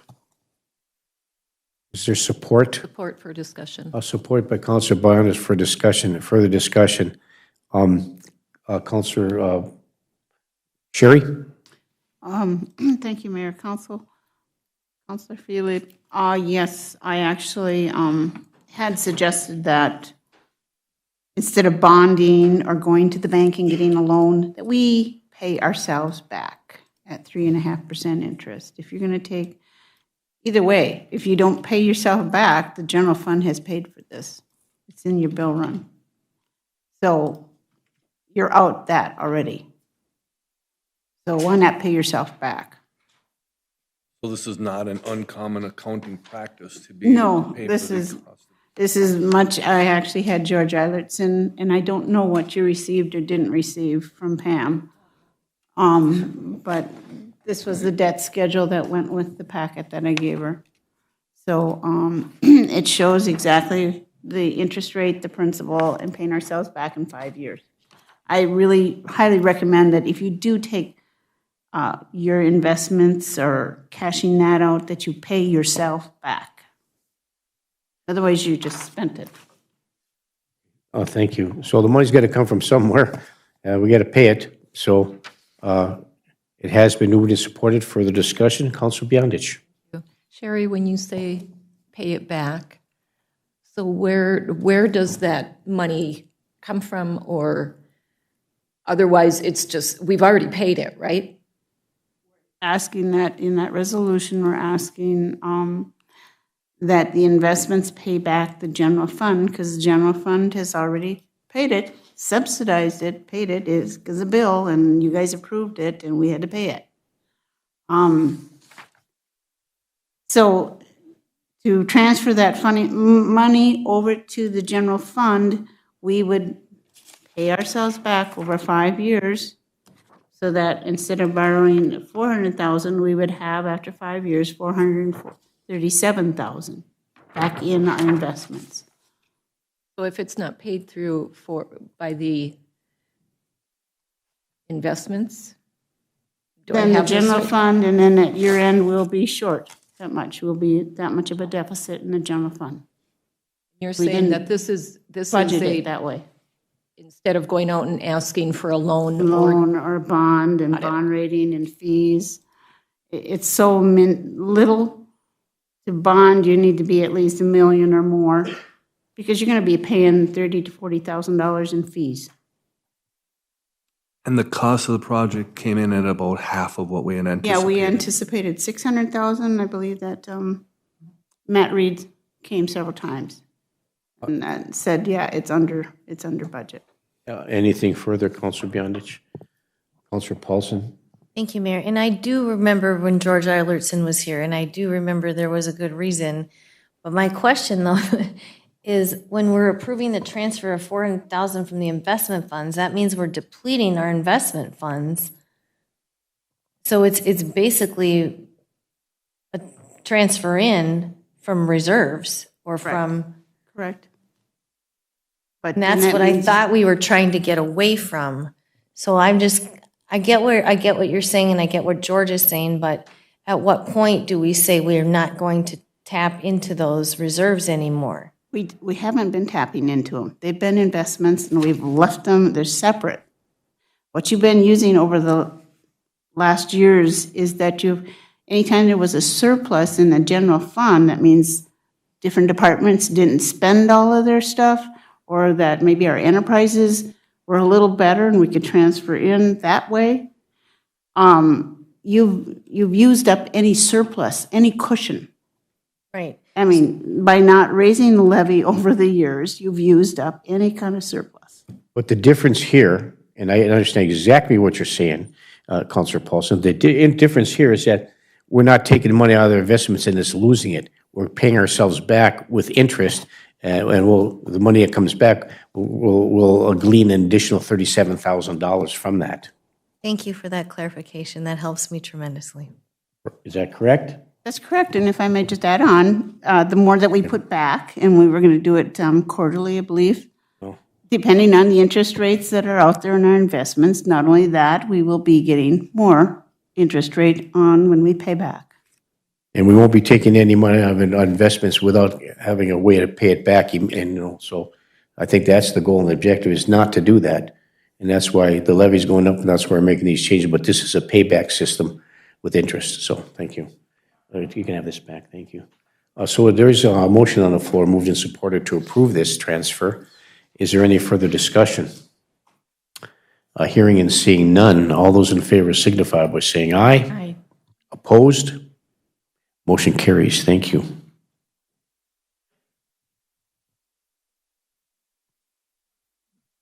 We'll go back to the committee of the whole. Pam, did we have a motion on 9.1? That one's done. Okay, thank you. Okay, thank you. On 9.1A, okay, once again, just to remind all of us, approve the request for approval of additional construction administration fees for the 2023 road improvement project in the amount of $6,100. It's been moved and supported. Is there any further discussion? Hearing and seeing none, all those in favor signify by saying aye. Aye. Aye. Opposed? Motion carries. 9.1B, we also had a request from Mr. Matt Reed to submit an LRIP funding request, which is a local road improvement program application, to MnDOT. It was moved and supported to approve submitting that local road application, grant application for the City Street project, which would include 20th Street South and 14th Avenue West over near County Road 7. Move to approve by Councilor Friedlieb. Is there support by Councilor Beyondich? Is there any further discussion? Hopefully we'll be successful in getting those funds. I hope so, yeah. All those in favor signify by saying aye. Aye. Aye. Opposed? Motion carries. Mr. John McNamara and Pat Wirtz, Mr. John McNamara from Wold and Pat Wirtz from Krauss Anderson were there to talk about the building reductions that are needed for the Public Safety Center due to the need to reduce costs in the project. The command bays will be removed. The entry in the building will be removed but also shortened. There's enough space in the lobby versus having it on the outside of the building. Upper level will have some walls reduced. Police administration area will be reduced by 2,000 square feet. Upper level break room for the police will be eliminated, so they'll have to share a break room between the two departments. And we do feel that once we make these changes, that the building costs will come back down to where we need it to be. Mr. Pat Wirtz from Krauss Anderson stated that bids received are past due, has been over 60 days. We discussed going out for rebidding the whole project due to reductions, but it would extend the start time of the project. Low bidders would reduce their bids to get fair credits back because of the reductions. There may not be benefit to rebidding. The numbers often come back higher. After lots of discussion, we did tell Mr. McNamara to proceed with the change in the design, and we'll come back again one more time before they go out for bids in January, or resubmit the bids for January.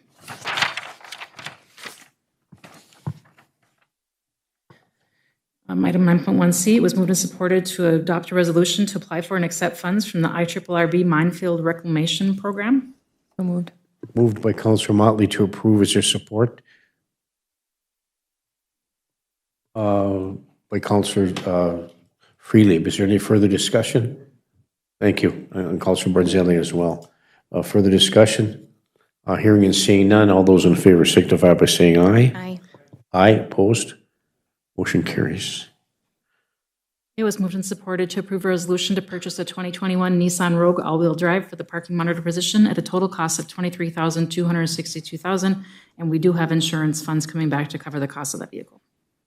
Thank you. And the reason why we're purchasing this fund is because the parking monitor was involved in a motor vehicle accident, and the vehicle that parking monitor was using was a forfeited vehicle from the police department because we didn't have a vehicle for the parking monitor, and that was a total loss. So we're recovering the cost of insurance and purchasing a used vehicle for the purpose of the parking monitor. So I'll move the approval. moved by Councilor Freely for approval. Is there support? Support for discussion. Support by Counselor Beyondich for discussion. On further discussion, Counselor Beyondich. Thank you.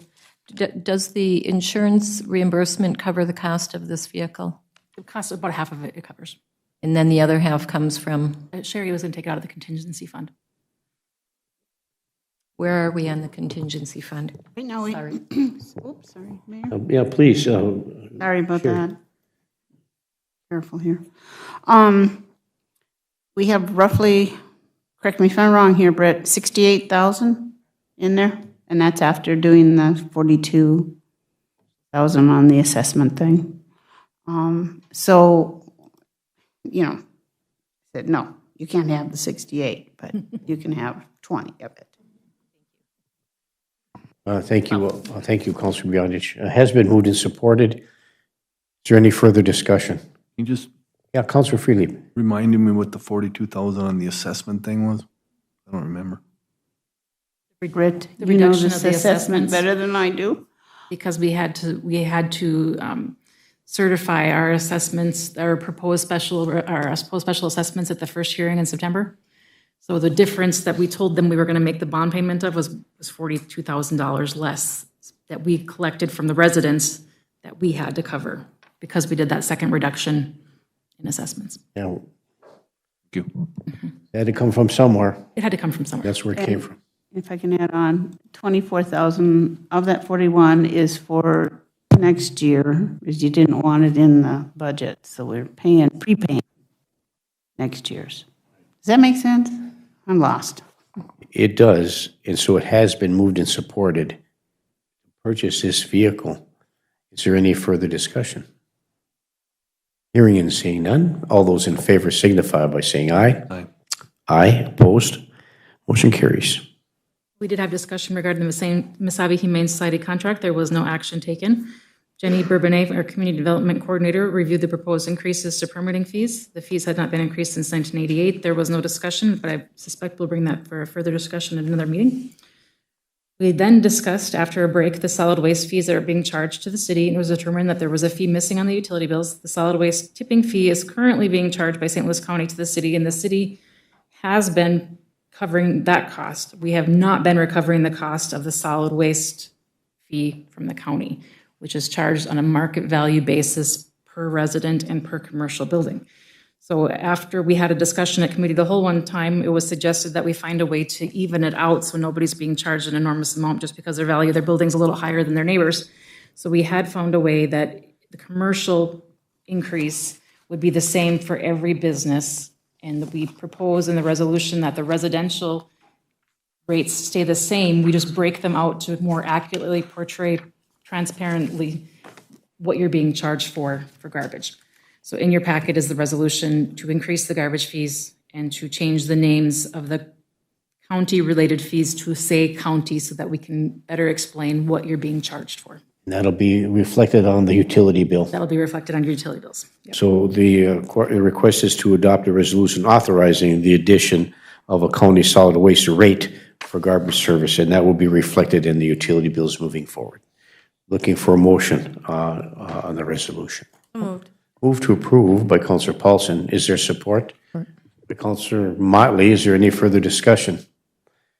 Hearing and seeing none, all those in favor signify by saying aye. Aye. Aye, opposed, motion carries. It was moved and supported to approve the request for approval to negotiate a franchise agreement with MediaCom LLC. So moved. Move to approve by Councillor Motley, supported by Councillor Beyondich. Further discussion. Whoever's going to be assigned to do this franchise negotiations, whether it's somebody from the city and maybe a elected official, somebody from the Cable Commission, I don't know. But I read through that contract and there's some changes I think that need to be made. So as we begin the negotiation process, I'd like to see us have some input into what can be done, particularly the line that's fed into the city hall where there's been absolutely no action on the count of MediaCom moving forward, and a variety of other issues I think we need to talk about, giving more money for pay fees and those kind of things. So thank you. It has been moved and supported to approve the request for approval to negotiate the franchise agreement with MediaCom. We won't be assigning anybody to serve in that right now, right? Oh, and we actually are going to be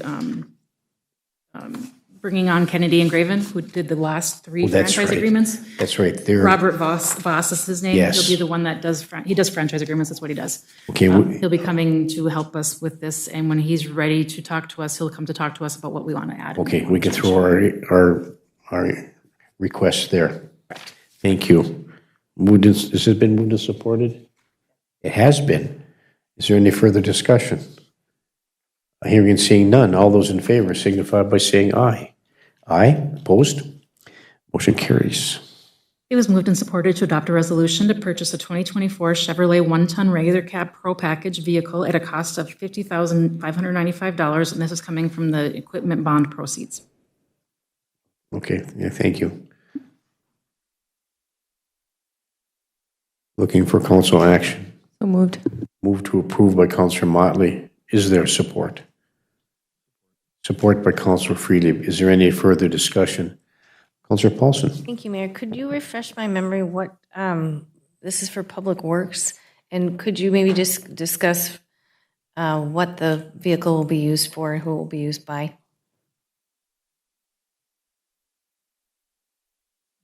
It does not have a regular box. It actually has the dump box on it. So it's a utility kind of vehicle. It's not used just for people to drive around in. It's actually going to be used for on-site jobs and work related. It's a flatbed. It's a flatbed. Well, they have a box created for it, but yeah. Flatbed box, basically. yeah. Has it been moved and supported? It has been. Thank you, Councillor Paulson. It has been moved and supported. Is there any further discussion? Hearing and seeing none.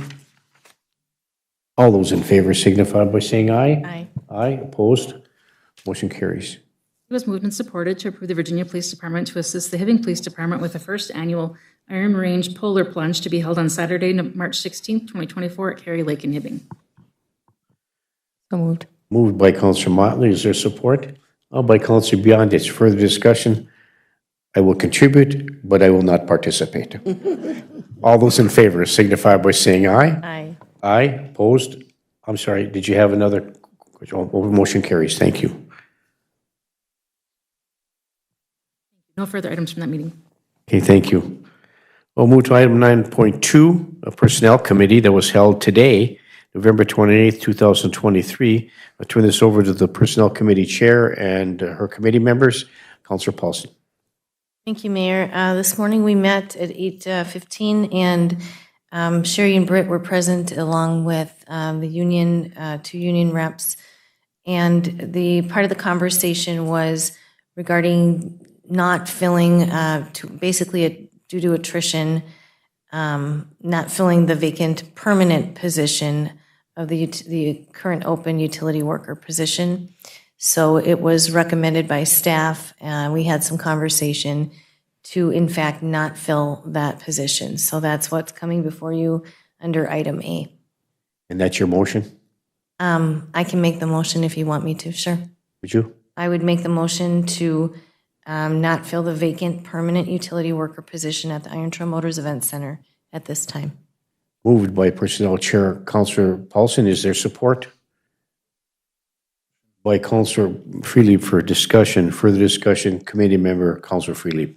I mean, given the atmosphere that we're in with the budget constraints that we have, the reality is we are going to have to start thinking in terms of like where we can reduce costs overall. Personnel costs are our most expensive costs.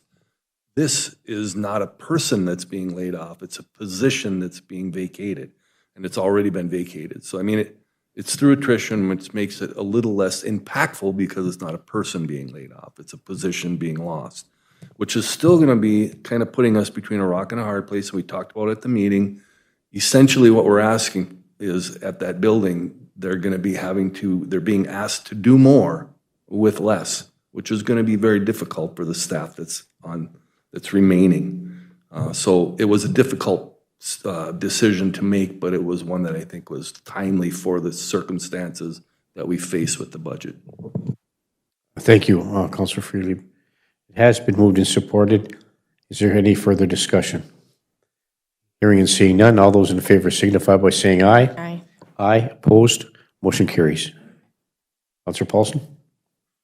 Thank you, Mayor. Then item B was basically off of the discussion from item A, that a new schedule would need to be created, and we made a motion to bring it forward to the council to allow city staff to work with the department heads regarding what scheduling might look like. So that's the next one for both an 8-hour and a 10-hour scheduling options for utility workers. And that will still be based on a 40-hour shift? Correct. With the 10 hours not being partial overtime. Okay, thank you for that clarification. We're looking for a motion. I'll make the motion. Counselor Motley moves to approve. Is there support? By Counselor Freelieb. Is there any further discussion? Hearing and seeing none, all those in favor signify by saying aye. Aye. Aye. Opposed? Motion carries. And then item C was, we looked at the Tennis for All contract. Go ahead. I'm just Okay. wondering. We looked at the Tennis for All professional services contract, and the current person in that position is looking to remove some of the duties and responsibilities from that contract and stay with mainly doing programming and lessons. So we'd like to have, I guess what we move forward is to approve staff to develop a plan for the Tennis for All building manager position and present it to the personnel committee.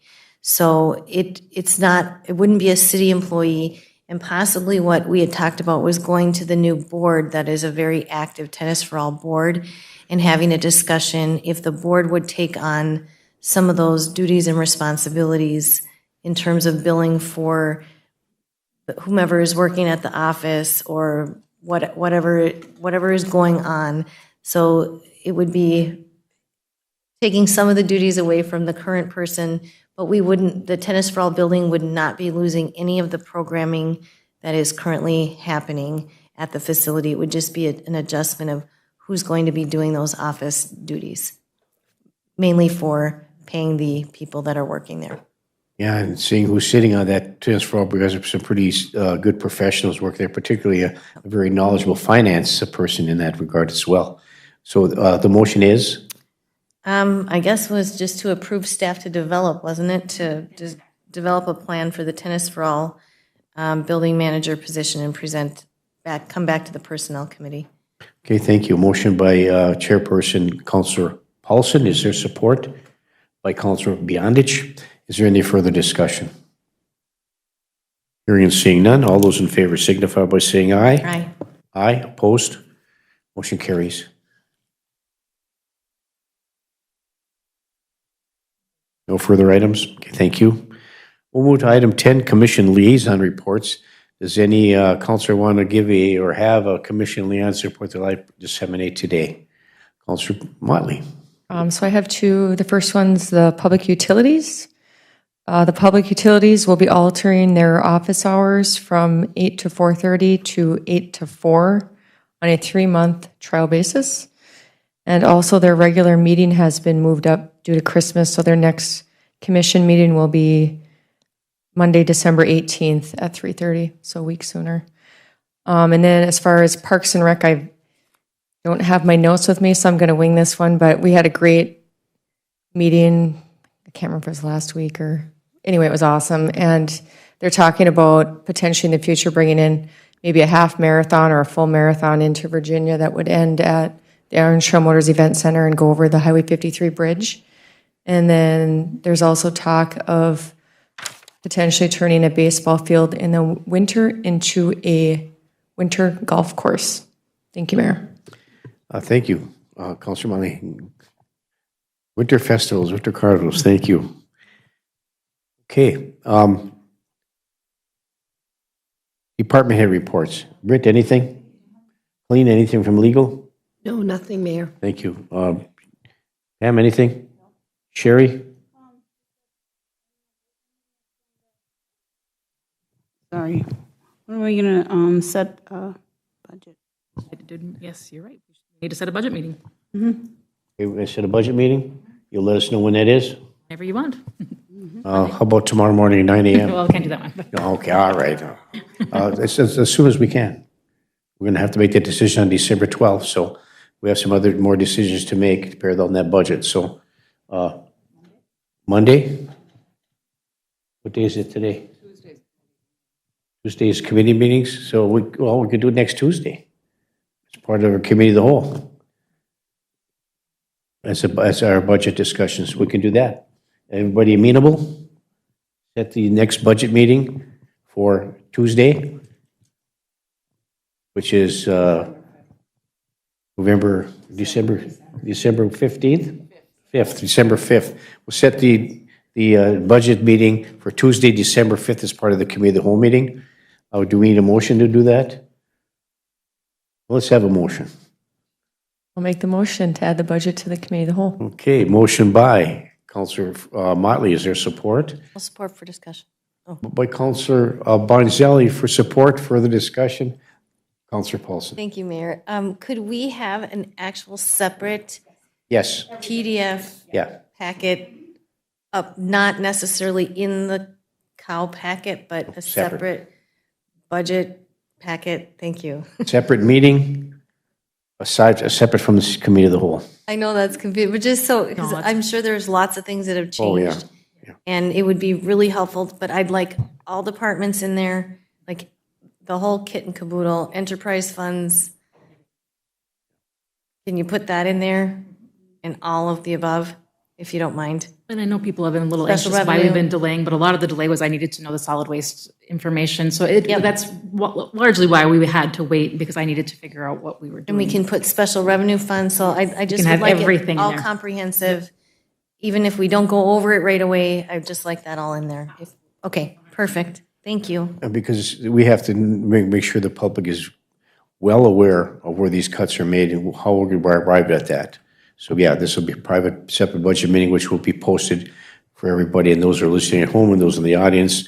We'll make sure that it's properly noticed that we'll have a separate budget meeting for next Tuesday. So it has been moved and supported. Further discussion? Hearing and seeing none. All those in favor signify by saying aye. Aye. Opposed? Motion carries. Thank you. Council reports. I just want to tack on to what your Councilor Motley, what your Park and Rec Commission does. I mean, there's always some great suggestions there. And I did make an appearance at the Park and Rec meeting a few months back, maybe more. I don't know if you were there. I don't recall. You were talking about the Winter Wonderland type of thing, and in conjunction with the Festival of Trees and taking Alcott Park and parceling it out to was it a business or an individual or anybody could, adopt a plot and put sculptures and lights, whatever they wanted, and we could open up the buildings and have, a little mini carnival for the kids to walk around and have cotton candy or hot chocolate or whatever. So, and the Park and Rec Commission was in favor of it, but said, no, you're going to have to figure out who's going to run it. So I have been discussing it on a regular basis with a variety of people, and I did get a volunteer to help start this committee, and so hopefully we can do some advertising and make it go for next year. And she's sitting in the audience right now.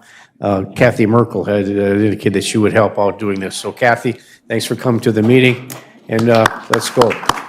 And you can do your pageant too at the same time. So, all right, so thank you for doing that. I appreciate that. So we'll be asking for volunteers to help participate. Okay, we have the legislative session tomorrow. The League of Minnesota Cities has a little informational thing for staff and a couple councilors if you'd like to come. That's going to be at the Iron Trail Motors Event Center from 3 to 4:30 at the Iron Trail Motors Event Center, just to talk about some of the things that are going, just like we did with the Coalition of Greater Minnesota Cities, the same thing with the League of Minnesota Cities, to figure out what the legislative priorities are. And Britt and I met with the IEEE today.